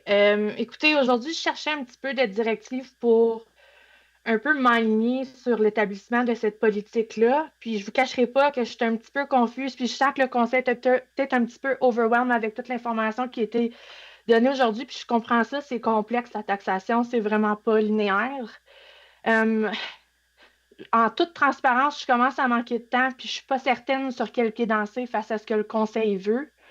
Ma suggestion pour être logique dans la suite puis la séquence des choses, étant donné que l'analyse qui va être faite par les DG pour revoir tous les services puis comment est-ce qu'on peut travailler ensemble va se faire, j'ai comme l'impression que ça s'arrime bien avec cette étude-là puis qu'il faudrait peut-être attendre que l'étude soit faite avant de vraiment se pencher sur les stratégies de partenariat. Je ne sais pas si le Conseil est d'accord avec ça ou quoi, mais présentement, basé sur ce que j'entends, je ne suis pas certaine qu'on est certain d'où est-ce qu'on s'en va. Puis je commence, moi, personnellement, à manquer de temps pour vous détailler une politique qui a du sens et qui répond à vos exigences. Donc, je rechercherai une directive aujourd'hui un petit peu à c'est quoi vous recherchez face à la suite des choses. Il me reste 2 rencontres de conseil. Je vais essayer de rencontrer vos objectifs le plus possible. Mais à ce point-ci, je dois vous dire que c'est vraiment pas clair pour moi, là. Bon point, Mme Parisien. Donc, Conseil, M. Zant. Merci, M. le Président. Mme Parisien, c'est important, puis je comprends votre point de vue. Puis pour moi, c'est plus important de faire ça de la bonne façon la première fois qu'essayer de faire ça rush. Fait qu'à mon avis, consultez avec qui vous avez besoin de consulter. Faites ce que vous pouvez faire avant que vous allez en congé. Mais pour moi, c'est ça qui est important. I'd rather get this right the first time. I don't want to come back in 2 years and have to hammer this out again. So, ça t'aide pas non plus, Mme Président, mais c'est juste pour dire, c'est mon avis là-dessus, Monsieur le Président. Merci, M. Zant. M. Leroux. Merci, M. le Président. Quel t'indiquer, pas de différence, quelle option qu'on joue avec, il y a un impact sur le côté résidentiel. One way or another, it's I realize that there's no program that's going to be put in place right away that's going to help Russell Township's project. I accept that. But I think direct investment is the way to go. Council simply has to take a decision as to how much we want to invest in our future. It's that simple. We're going to create a reserve and how we move forward. So I would tend to say direct investment is the way to go. Merci, M. Leroux. M. Lefebvre. Oui, merci, M. le Président. Comme j'ai mentionné tantôt, on crée une réserve. C'est tout simple que ça. Ça veut dire on va créer une dépense pour être capable de créer une réserve. La question est, et je suis d'accord, on ne joue pas avec des tax ratios parce qu'on va avoir un chiffre. Investissement direct, direct investment, je pense que c'est la façon d'y aller. La question, c'est la formule, comment que c'est avancé. On sert de la question de croissance, growth, comme un exemple pour utiliser. Alors, s'il y a une croissance d'une année, puis il n'y en a pas l'année suivante, bien, on sait qu'il n'y aura pas de transfert aux réserves. Alors, on sert de ça comme une sorte de baromètre, si je peux utiliser le terme. La question est comment on partage et c'est quoi on a accès à cette réserve-là. C'est ça, je pense, à la fin qu'on a besoin de savoir ou débattre. Merci, M. le Président. Merci, M. Lefebvre. Mme Parisien, ça semble-tu être fait? Oh, Mme Lajoie, sorry. 2 petites secondes.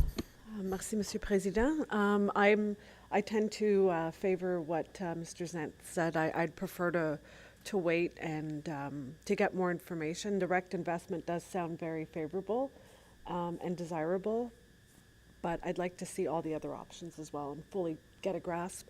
And with all the services possibly moving to the counties, I would prefer to wait till after that is complete so that we could have a broader sense of what we're dealing with. Merci, Mme Lajoie. Mme Parisien, est-ce qu'on a une petite idée de quelle direction s'en aller ou c'est encore 50-50? Monsieur le Président, du Conseil, j'aimerais ça que le Conseil vote sur une directive plus claire. J'ai des maires qui aimeraient que j'établisse une politique pour créer une réserve, puis j'en ai d'autres qui aimeraient qu'on attende l'étude. Pour moi, c'est encore pas clair, je suis désolée, mais je je pense que ce serait peut-être important qu'on se penche sur une décision, une direction plus claire. Puis je serais capable de, si c'est une politique, puis qu'on veut déterminer comment la renflouer, je pourrais travailler avec Peter pour établir une politique, pour vous la représenter. Mais si vous voulez attendre de voir le portrait clair de ce qu'il y en a au niveau des services comtés versus municipal, puis comment est-ce qu'on peut bien gérer ça de façon collaborative, stratégique, j'ai aucun problème avec les deux approches. Je veux juste savoir ce que vous voulez ultimement dans le temps que j'ai. Mais en ce moment, je ne le sais pas. OK, merci beaucoup. Est-ce que le Conseil est prêt à négocier peut-être une entente sur la croissance par année, mettre un pourcentage de ce qu'on a par année en croissance? Ça veut dire une année, on a 2 millions, on pourrait avoir un 5 ou un 10 de ces 2 millions-là qui pourraient aller en réserve.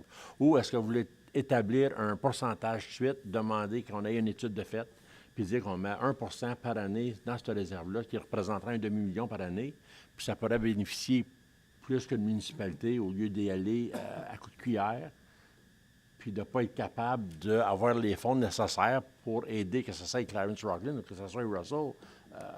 C'est des montants, c'est pas des petits montants, on parle de bons investissements, on parle d'investissements futurs. Monsieur Leroux. Merci, Monsieur le Président. Je veux dire, si on veut établir un pourcentage puis dire 1 par année, ça va. Moi, ça me fait affaire. C'est beaucoup plus que qu'est-ce que moi je propose. So, je veux dire, sure. On va monter nos réserves puis on va monter notre capacité d'emprunt, super vite. Si on veut faire 1 moi, je suis correct avec ça, mais je pense que c'est vraiment la direction, c'est on veut créer des réserves. Là, c'est à l'administration de trouver la formule pour cette réserve-là. C'est là, mais je suis ouvert à l'idée d'1 par année, plusieurs années. J'ai suggéré 1 pour la seule et simple raison que c'est certain que le 1 qui représente un demi-million, c'est pas tout Russell, c'est pas tout Clarence Street qui va l'avoir. Mais admettons qu'il y aurait 3 municipalités qui seraient intéressées à vouloir emprunter sur ce côté-là, sur cette réserve-là.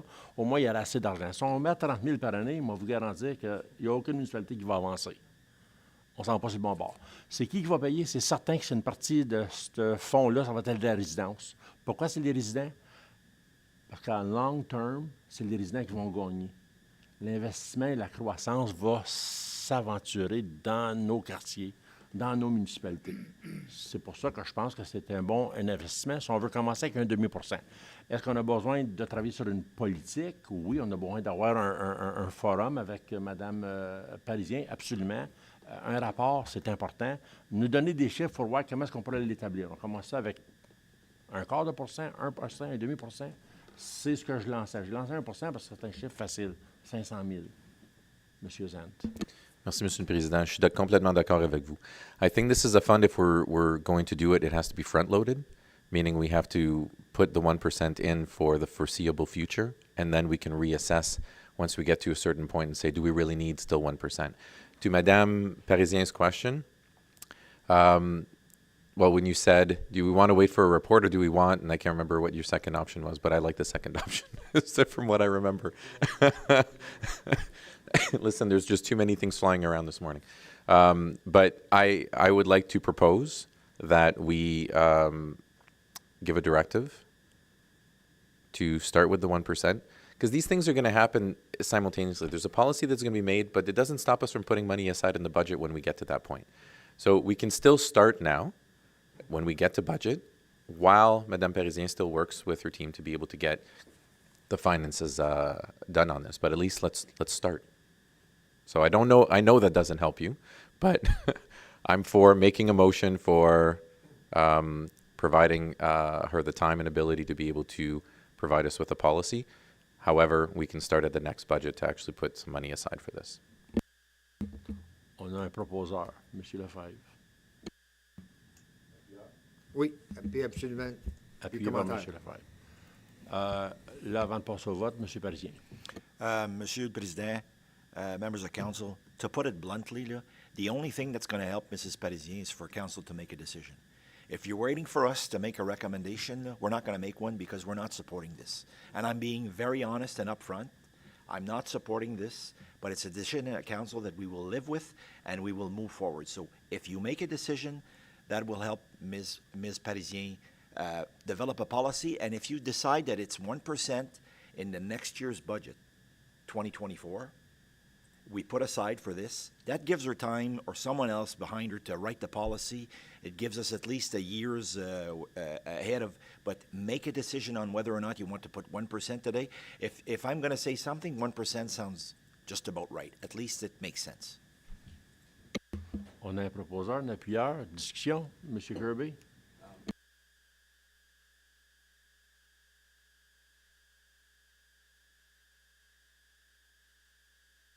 Si on va avec 1%, est-ce qu'on peut savoir, mettons, combien ça serait un impact sur le résidentiel, sur les différentes...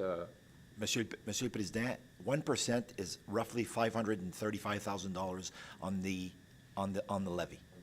Yes, but could we downsize to see what it would be on a resident? Or on on different... Madame Parisien would have to answer this one.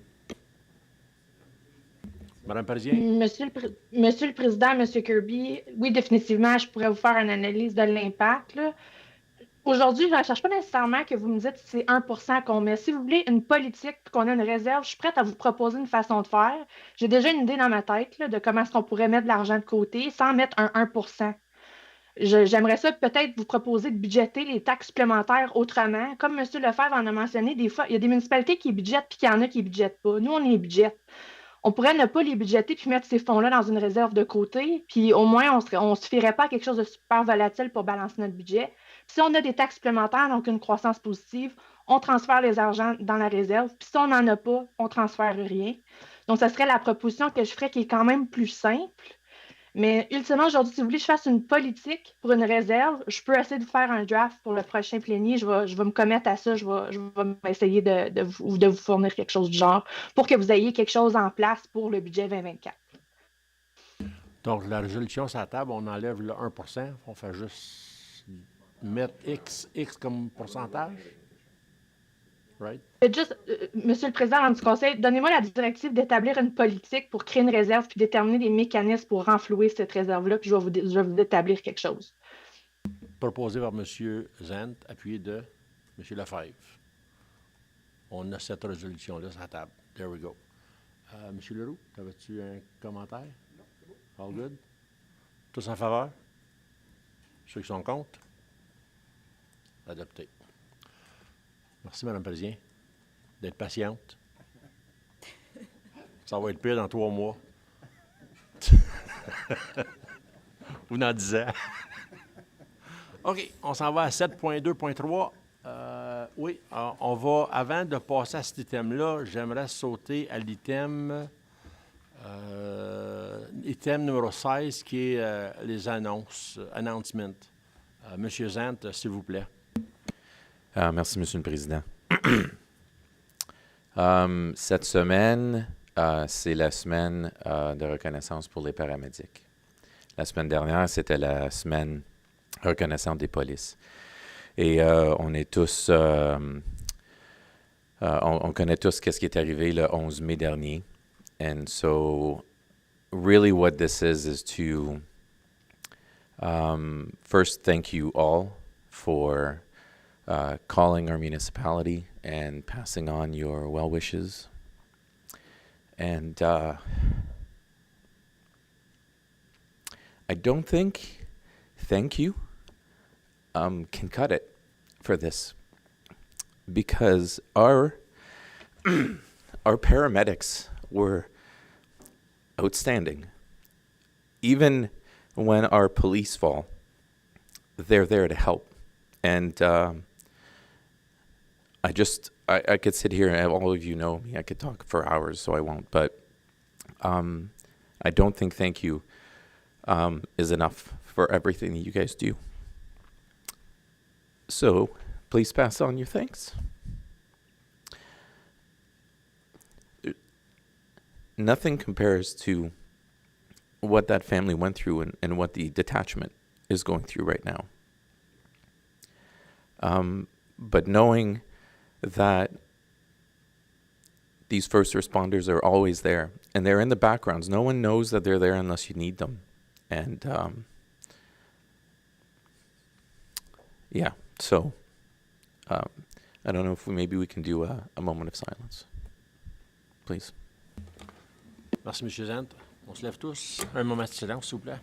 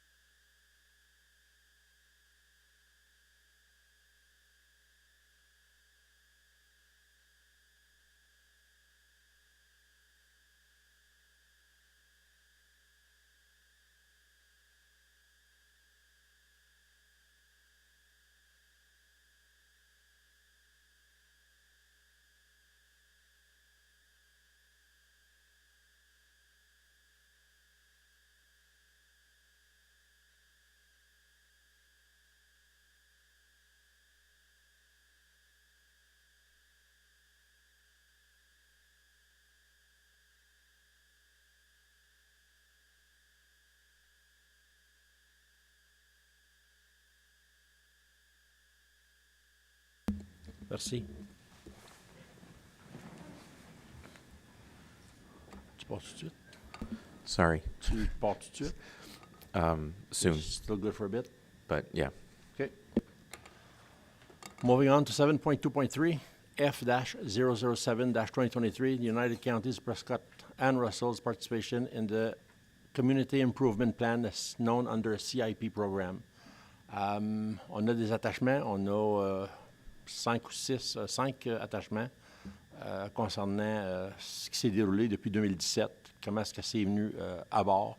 Madame Parisien, y a-t-il de quoi à rajouter? Oui, merci, Monsieur le Président, membre du Conseil. Je reconnais que le rapport est quand même très long.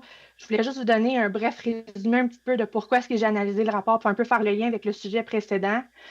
Quand on a analysé le rapport sur les potentiels partenariats entre les comtés unis et les municipalités locales, donc le plan conceptuel qu'on a revu 2 semaines passées, il y avait certaines considérations d'énumérer dans ce rapport-là. Puis, une des choses que je devais vérifier, c'était comment est-ce qu'un futur partenariat entre les 2 paliers gouvernementaux s'arrimerait avec d'autres programmes, comme le CIP. Puis là, je vais mentionner l'acronyme CIP parce que si je dis PAC, c'est juste plus simple, on va mieux se comprendre. Je voulais m'assurer que ce qu'on va établir subséquemment, ça ne se contredisait pas avec des outils qui sont déjà à notre disposition, puis juste s'assurer que ça s'agence bien ensemble. Donc, j'ai fait une vérification un petit peu de comment est-ce que ça fonctionne, parce que les CIP programmes, ce n'est pas adopté au niveau des comtés. C'est les municipalités locales qui ont l'autorité d'adopter ça, en vertu de la loi sur le réaménagement du territoire, puis la loi municipale. Nous, comme comté, on a la possibilité de contribuer à ces programmes-là au niveau des municipalités participantes pour soit rehausser les programmes incitatifs, puis mousser la participation. Ultimement, j'ai consulté aussi les 8 municipalités locales pour un peu comprendre notre participation, puis si ça mérite d'être maintenu. Puis ultimement, ma recommandation, c'est de la maintenir parce que je pense que c'est un bon outil qu'on pourrait utiliser puis capitaliser parce que c'est légiféré, ça mousse le développement économique, ça stimule l'investissement puis le développement et le redéveloppement. Je pense que c'est quelque chose qu'on peut définitivement exploiter. Par contre, je voulais juste vous donner un petit peu plus de contexte sur pourquoi est-ce que je vous recommande de revisiter la procédure pour accéder à ces fonds-là. Puis je vous propose 3 options à même ce rapport-là. Puis aujourd'hui, je demande au Conseil de se pencher sur ces 3 options-là puis de me dire laquelle que vous préférez. Donc, pour vous donner un petit peu plus de contexte, les CIP programmes, comment ça fonctionne, c'est excessivement légiféré. Les municipalités peuvent adopter ça. Puis c'est ultimement pour mousser ou stimuler le développement économique par l'entremise de programmes incitatifs. Ça peut être l'octroi de subventions, ça peut être des allègements fiscaux. Puis les types d'activités qui peuvent être faites, c'est soit qu'on veut puis ça, ultimement, c'est des zones géographiquement définies. Ce n'est pas n'importe où. On va identifier une zone dans notre municipalité, puis on peut vouloir rehausser ou revitaliser les façades, les signalisations, l'accessibilité d'un bâtiment, etc. Là, je vous ai fourni plusieurs annexes parce qu'il y a quand même eu plusieurs discussions entourant notre participation dans les programmes CIP, mais je vous ai fourni, je pense, ce qui était le plus pertinent pour l'amour des discussions d'aujourd'hui. On a une résolution qui remonte au 28 juin 2017. Puis le Conseil avait décidé de verser dans une réserve 30 000 $ par année sur une période de 8 ans jusqu'à un maximum de 240 000 pour supporter les municipalités participantes.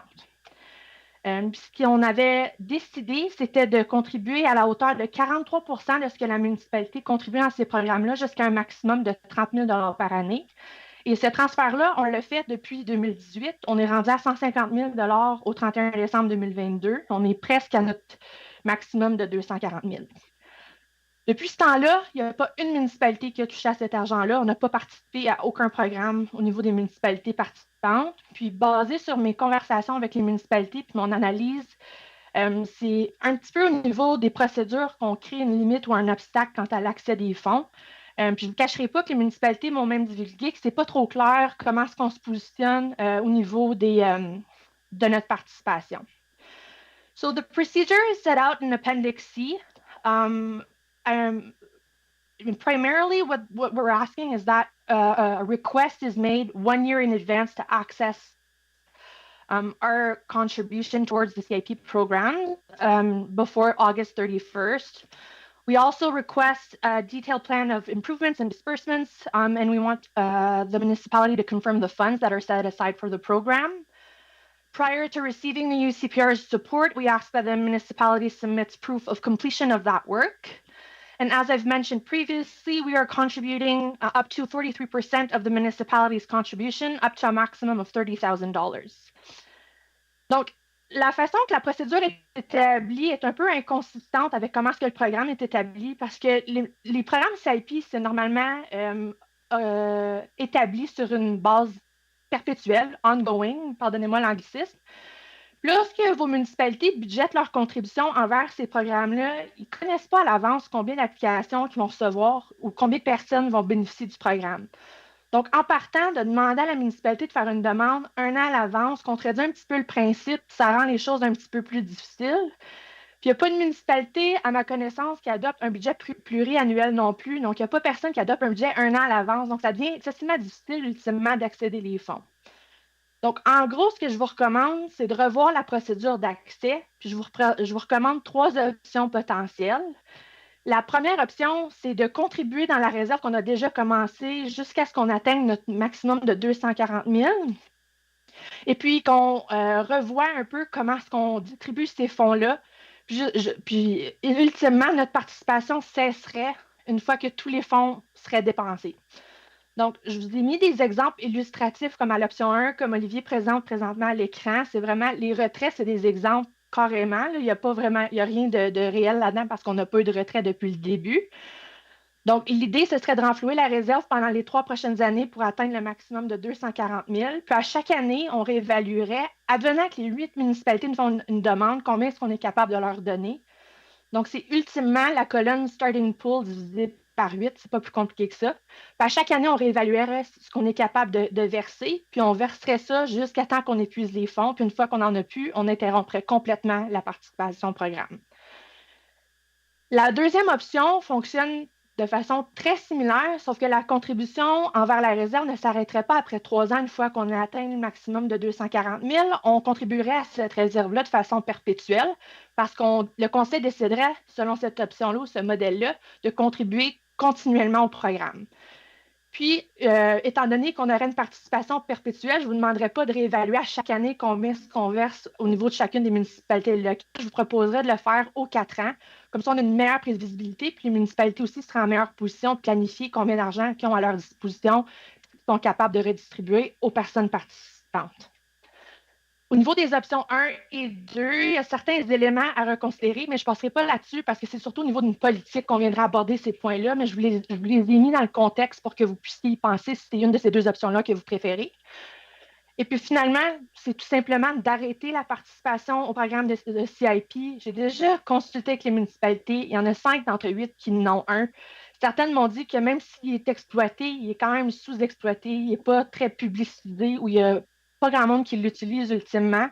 Donc, vous pouvez peut-être décider qu'en fonction des argents qu'on a dédiés de côté pour ce programme-là, et l'intake, pardonnez-moi encore l'anglicisme, malgré le fait que les comtés ne contribuent pas, ça ne vaut peut-être même pas la peine de continuer notre participation dans ce programme-là. Donc, l'option, ce serait de peut-être rediriger les fonds qu'on a en réserve vers une autre initiative comme celle qu'on vient juste de discuter, qui est les partenariats entre les comtés unis et les municipalités locales.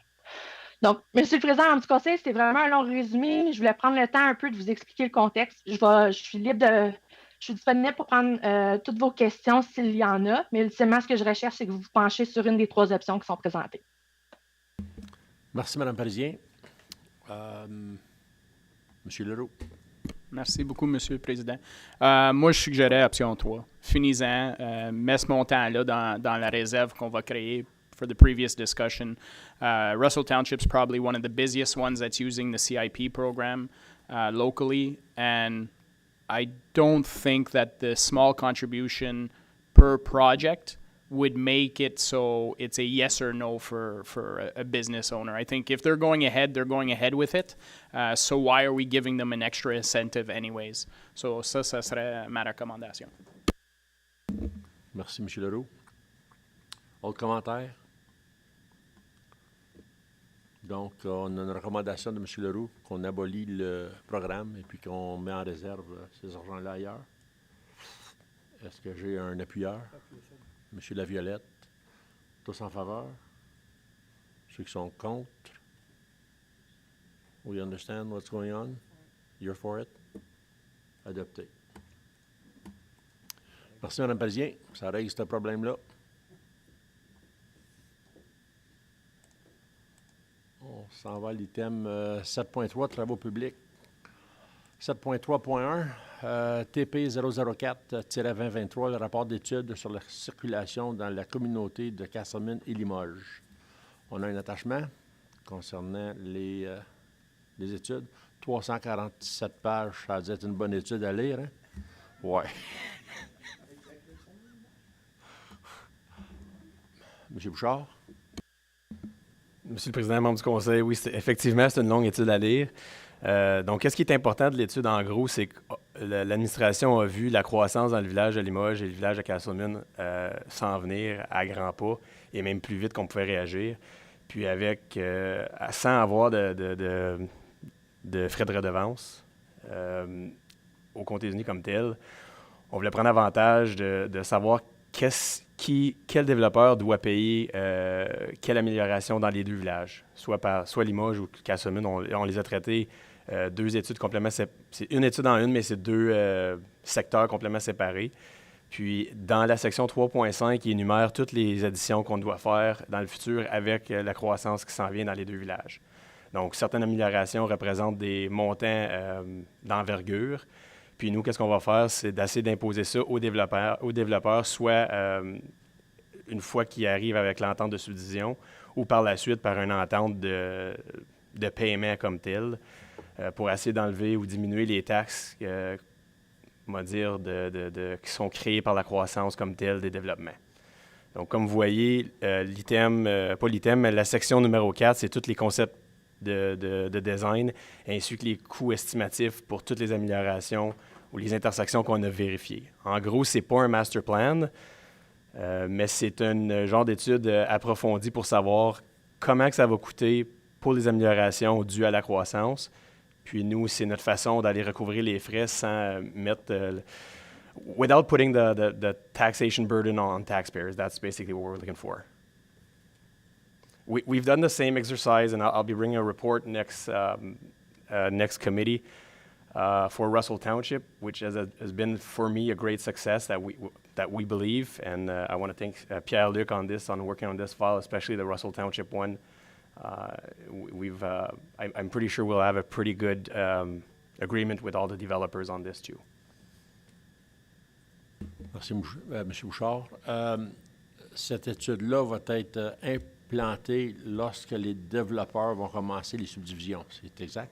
Exactement. Donc, une fois que le développeur arrive, puis est prêt, il dépose son plan de subdivision, nous autres, on va mettre des conditions à l'entente, des conditions au draft plan de subdivision qui doivent payer un montant relié à ces améliorations d'intersection-là. Donc, ça peut être pour une amélioration, on va prendre le village de Castleman, par exemple. S'il y a un développement pas loin de chemin La Fontaine, bien, il y a peut-être un impact ailleurs dans le village, puis c'est ce pourcentage-là que nous, on va aller chercher. Question sur le rapport? Move. I'll read the resolution. Entendu que le rapport final de l'étude sur la circulation dans les communautés de Castleman et de Limoges de Morrison-Hirschfield en date du 22 mars 2023 a été présenté au Conseil pour déterminer l'affectation du partage des coûts pour les mesures d'atténuation recommandées à Limoges et à Castleman. Et entendu que le rapport TP 004-2023 a été présenté au Conseil pour recommander l'intégration des modalités et des conditions et, le cas échéant, la conclusion d'entente de partage des coûts avec les promoteurs au cours d'un processus en vertu de la loi sur l'aménagement du territoire LRO 1990, chapitre P13, afin de percevoir une compensation financière pour les améliorations routières requises telles qu'elles ont été déterminées dans l'étude sur la circulation dans les communautés de Casselman et de Limoges. Qu'il soit résolu que le Conseil approuve l'option 2 énoncée dans le rapport TP-004-2023, proposé par Mme Lajoie, appuyé de M. Leroux. Questions, discussions? Aucune. Ceux qui sont en faveur? Ceux qui sont contre? Adopté. Ça va à l'item 7.3.2. Moi, je vais changer mon écran. TP 005-2023 County Road 17 Picnic and Rest Area east of the city of Clarence, Rockland. Again, there's an attachment in regards to this proposal. Monsieur Bouchard. Mr. Warden, members of council, I think the report is self-explanatory. We've been having issues with I'm going to call it the Wendover Rest Park area. People have just been putting garbage and whatnot for the past, I'm going to say, decade. It's been a maintenance burden, and it's still owned by the MTO. So at this point, what we're recommending is basically not maintaining it anymore and pass it on to MTO. Thank you, Mr. Bouchard. Council's in favor. Monsieur Leroux. Merci beaucoup, Monsieur le Président. Have we sent them a bill? Mr. Warden, Monsieur Leroux, no. I would.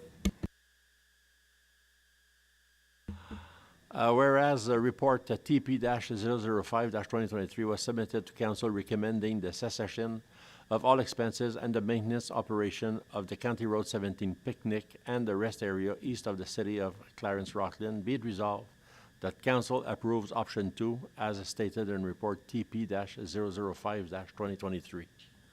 Moved by M. Laviolette, seconded by Mr. Leroux. Any questions, discussion? All those in favor? Those against? Carried. Moving on to 7.3.3, requests from the nation municipality to install road edge line delineator in the village of Limoges. Again, no attachment. Mr. Bouchard. Monsieur le Président, membre du Conseil, l'administration ou le département vient juste d'être avisé la semaine dernière ou 2 semaines dernières, techniquement, que la municipalité de la Nation va passer une résolution nous demandant d'installer des délignateurs le long du chemin de comté numéro 5, entre le chemin Savage et l'école. On en a un peu partout dans les comtés. Je pense à Clarence Rockland, à Russell, à Casselman aussi, on en a. Selon notre politique, ça prend une résolution de la municipalité qui supporte. Ensuite de ça, le Conseil l'adopte. Nous, on ne les recommande pas au niveau des travaux publics, pour la simple raison que ça demeure un risque potentiel pour des poursuites. Puis c'est pas approuvé non plus par aucun guideline, quoi que ce soit. Fait que ça reste une décision politique à ce point-ci. Puis je peux comprendre la sécurité du public à ce moment-ci pour vous. Merci, M. Bouchard. M. Leroux. Just clarification. When we're talking about bollards, right? Mr. Warden, Mr. Leroux, yes, we're talking about the flexible bowlers that we see all the way on the, I'm going to say on the white edge line, usually on the side of the road. Okay. That's what we're talking about. Yeah, comme sur Blais en avant. Yeah, exactly. Like Blais, like we have elsewhere in Russell Township. Okay, perfect. Moi, je suis prêt à proposer qu'on accepte. Je ne lirai pas toute la résolution. On a un proposeur, donc un appuyeur. Je pense que notre greffière a fait par exprès me faire lire tous ces gros paragraphes-là. Ça n'a pas de bon sens. Appuyé par Mme Lajoie. Questions, discussions? Ceux en faveur? Ceux qui sont contre? Adopté. Merci, membre du Conseil, de me ménager. On s'en va à 7.4, urbanisme et foresterie. 7.4.1, le rapport UF-002-2023, proposition d'une nouvelle déclaration de principe provincial. On a eu une belle présentation de M. Prévost lors de notre comité de plénier, donc je ne pense pas qu'on va répéter. à moins qu'il y ait quelque chose qu'il faudrait rajouter. C'est juste la création des lots, le droit de bâtir sur le département de rural et ce qui suit sur tous les changements qui ont été faits sur le, je pense que c'est Bill 93, 97. On est au courant? On va lire la résolution. Qu'il soit résolu que le Conseil mandate le département d'urbanisme et de la foresterie de soumettre à la province de l'Ontario les commentaires décrits dans le présent rapport sur les changements proposés à la déclaration de principe provincial 2023. Proposeur, appuyeur, M. Lefebvre, appuyé de Mme Lajoie. Question, discussion. Ceux qui sont en faveur? Ceux qui sont contre? Adopté. Alors, ça va à l'item 8, rapport des comités. 8.1, comité de plénier, rapport en date du 10 mai. Qu'il soit résolu que le rapport du comité de plénier en date du 10 mai soit adopté tel que présenté. Proposeur, appuyeur. Mme Lajoie, appuyé de M. Leroux. Question, discussion. Ceux en faveur? Ceux qui sont contre? Adopté. 8.2. Comité du programme de gestion des situations d'urgence, rapport en date du 7 avril 2021 et celui du 27 mai 2022. Qu'il soit résolu que les rapports du comité de programme de gestion des situations d'urgence en date du 7 avril 2021 et du 27 mai 2022 soient adoptés tels que présentés. Proposeur, appuyeur, M. Lefebvre, appuyé de M. Laviolette. Question, discussion. Ceux qui sont en faveur? Contre? Adopté. Thème numéro 9, communication. On va faire le 9.1.1 et le 9.1.2. Avis de terrain en surplus par les Comtés unis de Prescott-Russell et aussi le Eastern Ontario Warden's Caucus priorité stratégique 2023. J'ai une résolution qui lit pour les deux. Qu'il soit résolu que le Conseil reçoive la correspondance au point 9.1.2 et le 9.1.1 et le 9.1.2 à titre d'information. Informatif. Proposeur, appuyeur. Mme Lajoie, appuyé de M. Lefebvre. Est-ce qu'il y a des questions, discussions sur ces rapports? Correspondance, aucune. Ceux en faveur? Ceux qui sont contre? Adopté. Correspondance à suivre, 9.2.1. On a la résolution du canton de Hawkesbury-Est, exigence de la qualité de l'eau pour un morcellement. Ouvert à la discussion. Mr. Kirby? Je pense je suggère qu'on va le mettre de côté et on va avoir plus de discussion là-dessus. On va en discuter tout de suite. Comme ça, on pourrait peut-être demander à M. Prévost de nous faire un rapport concernant la demande de East Hawkesbury. M. Leroux. Merci, M. le Président. Je sais que la résolution comme telle, pour nous, c'est to deny the request. C'est ça? Oui. Moi j'aimerais dire qu'on le reçoit, puis je serais confortable. Je suis prêt à supporter East Hawkesbury pour leur demande, mais je veux faire certain qu'on a quelque chose d'un avis légal qui dit qu'on est en train de protéger les Comtés unis pour que ça l'arrive. So, si on est capable d'avoir un avis légal qui dit que we're able to transfer all responsibility over to East Hawkesbury, then I'm fine with it. I just need to see that legal document saying so. C'est une proposition que vous faites, M. Leroux? Proposée par M. Leroux, appuyée de M. Laviolette. Question, discussion? Oh. M. Kirby avait la proposition? Ah, il n'y a pas eu de secondaire. Il n'y a pas eu d'appuyeur. Right? Il n'y a pas personne qui avait appuyé la résolution de M. Leroux, de M. Kirby. Sa proposition, c'était de retarder sa demande. On peut le retarder, mais là... It's going to push you behind. It's going to push you behind a month if you put it behind. Moi, je veux que les membres soient confortables. Hawkesbury-Est prend la responsabilité, mais si vous voulez avoir plus en papier, pas de problème, on va l'avoir. C'est ce que M. Leroux a demandé, c'était peut-être d'avoir un rapport de l'urbanisme concernant la protection envers les Comtés unis et d'avoir un rapport concernant cette demande de morcellement. M. Parisien. Mr. Ward and Mr. Kirby, just to make it clear, the way that Mr. Leroux proposes it makes it move forward. The way you're proposing it means we're not doing anything. What I'm proposing is I want the members to be comfortable. Yeah, but in order for them to be comfortable, what Monsieur Leroux is proposing makes it work. If we just leave it off the docket completely, then nothing gets done. So we might as well, if I were you, I would support what Monsieur Leroux is doing. Okay, I will. Thank you. Is that- Proposé, M. Leroux, appuyé de M. Kirby. Recevoir, puis après ça, il va y avoir un rapport de l'urbaniste qui va nous venir le prochain mois. C'est bon? C'est en faveur? Ceux qui sont contre? Adopté. 9.2.2, leadership féminin Prescott-Russell. Projet sur la loi 5, loi de 2022 visant à mettre fin aux harcèlements et aux abus commis par les dirigeants locaux. Donc, j'ai une résolution qu'il soit résolu que le Conseil des Comtés unis de Prescott-Russell appuie le projet de la loi 5, loi de 2022 visant à mettre fin au harcèlement et aux abus commis par les dirigeants locaux.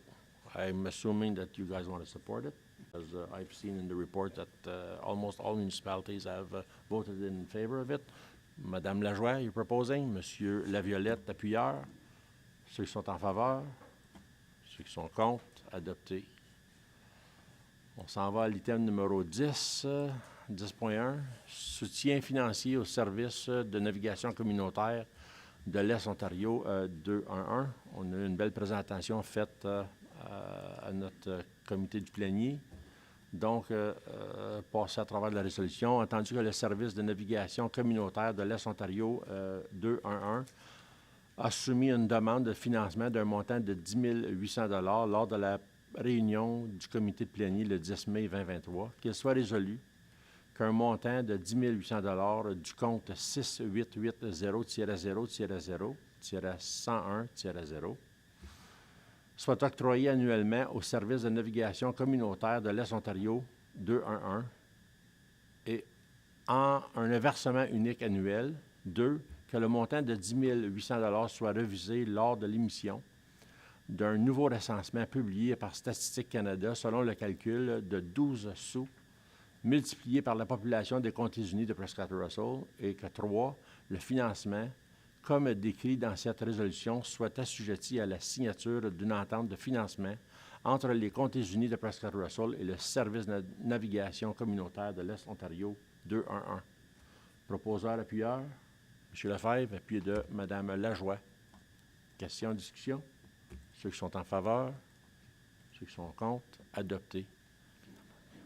Avis de motion, M. Leroux, 11.1.1. Arrêt à 4 voies à l'intersection du chemin de comté numéro 3, la rue Castor, et du chemin Wade, aidé dans la municipalité de Russell. M. Leroux. Merci beaucoup, Monsieur le Président. C'est juste, je savais que le sujet venait à la table du Conseil hier soir. Le Conseil a passé une résolution qu'on aimerait avoir un four-way stop à cette intersection-là. Alors, tout que je cherche aujourd'hui, c'est de donner la direction à M. Bouchard de faire amener un rapport, I guess, le mois prochain ou comment on peut avancer ce dossier-là. Je ne demande pas au Conseil de voter oui ou non sur le stop aujourd'hui. J'aimerais ça que M. Bouchard soit capable d'amener quelque chose.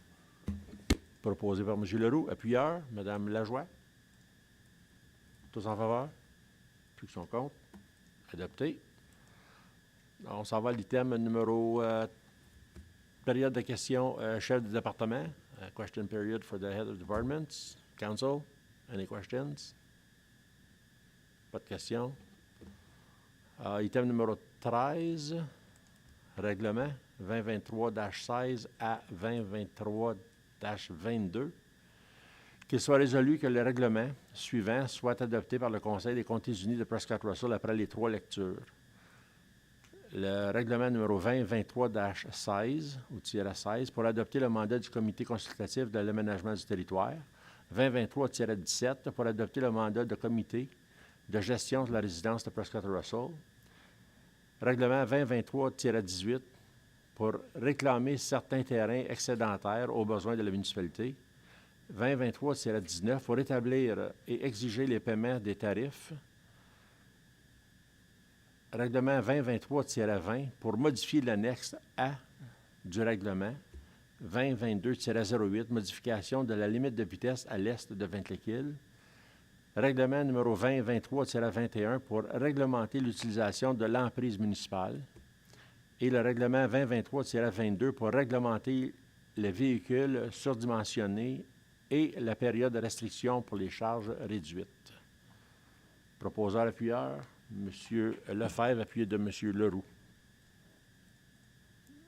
Lu en première lecture, ceux en faveur. Lu en deuxième lecture, ceux en faveur. Lu en troisième lecture, ceux en faveur. Adopté. À huis clos, on n'ira pas à huis clos si vous n'avez pas de questions concernant les procès-verbaux de la réunion ordinaire du Conseil à huis clos en date du 26 avril 2023. Ah, je l'ouvre pas. Il faut que j'aille à mon autre site. 2 petites secondes. There we go. Qu'il soit résolu que le procès-verbal de la réunion ordinaire du Conseil à huis clos en date du 26 avril 2023 soit adopté tel que présenté. Proposeur appuyeur, M. Laviolette, appuyé de Mme Lajoie. All those in favor? Ceux en faveur? Ceux qui sont contre? Adopté. On s'en va à l'item numéro 15, le règlement de ratification 2023-23, qu'il soit résolu que le Conseil adopte le règlement 2023-23 afin de rectifier toutes les mesures et les recommandations prises au rapport, aux résolutions et au règlement de la réunion ordinaire du Conseil en date du 24 mai 2023 après les 3 lectures. Proposeur appuyeur, amener la résolution, Mme Lajoie, appuyé de M. Kirby. Lu en première lecture, ceux en faveur. Lu en deuxième lecture, ceux en faveur. Et lu en troisième lecture, ceux en faveur. Adopté. Annonces, on les a faites, à moins qu'il y en ait d'autres. M. Leroux. Merci beaucoup, M. le Président. Juste un événement que je veux partager. La municipalité, les résidents de la communauté de Russell, reconnaissant que Sergeant Eric Mueller was from the Emblem Detachment, he was also a resident in Emblem, felt the need to come together and help the families. So it's hosting an event on June 9th called Harmony for Heroes. It's going to be live music, boissons, nourriture.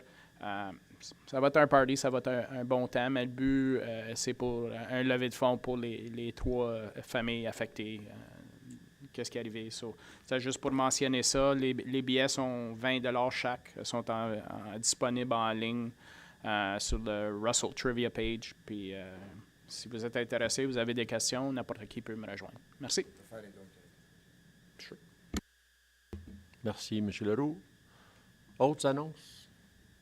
Aucune. On s'en va à l'item numéro 17, l'ajournement. Proposeur appuyeur. Mme Lajoie, appuyé de M. Kirby. Tous en faveur. Contre, adopté. Merci beaucoup. On vous souhaite un beau mois de mai et on se revoit au mois de juin, comité du plénier. Bonne journée tout le monde. Merci.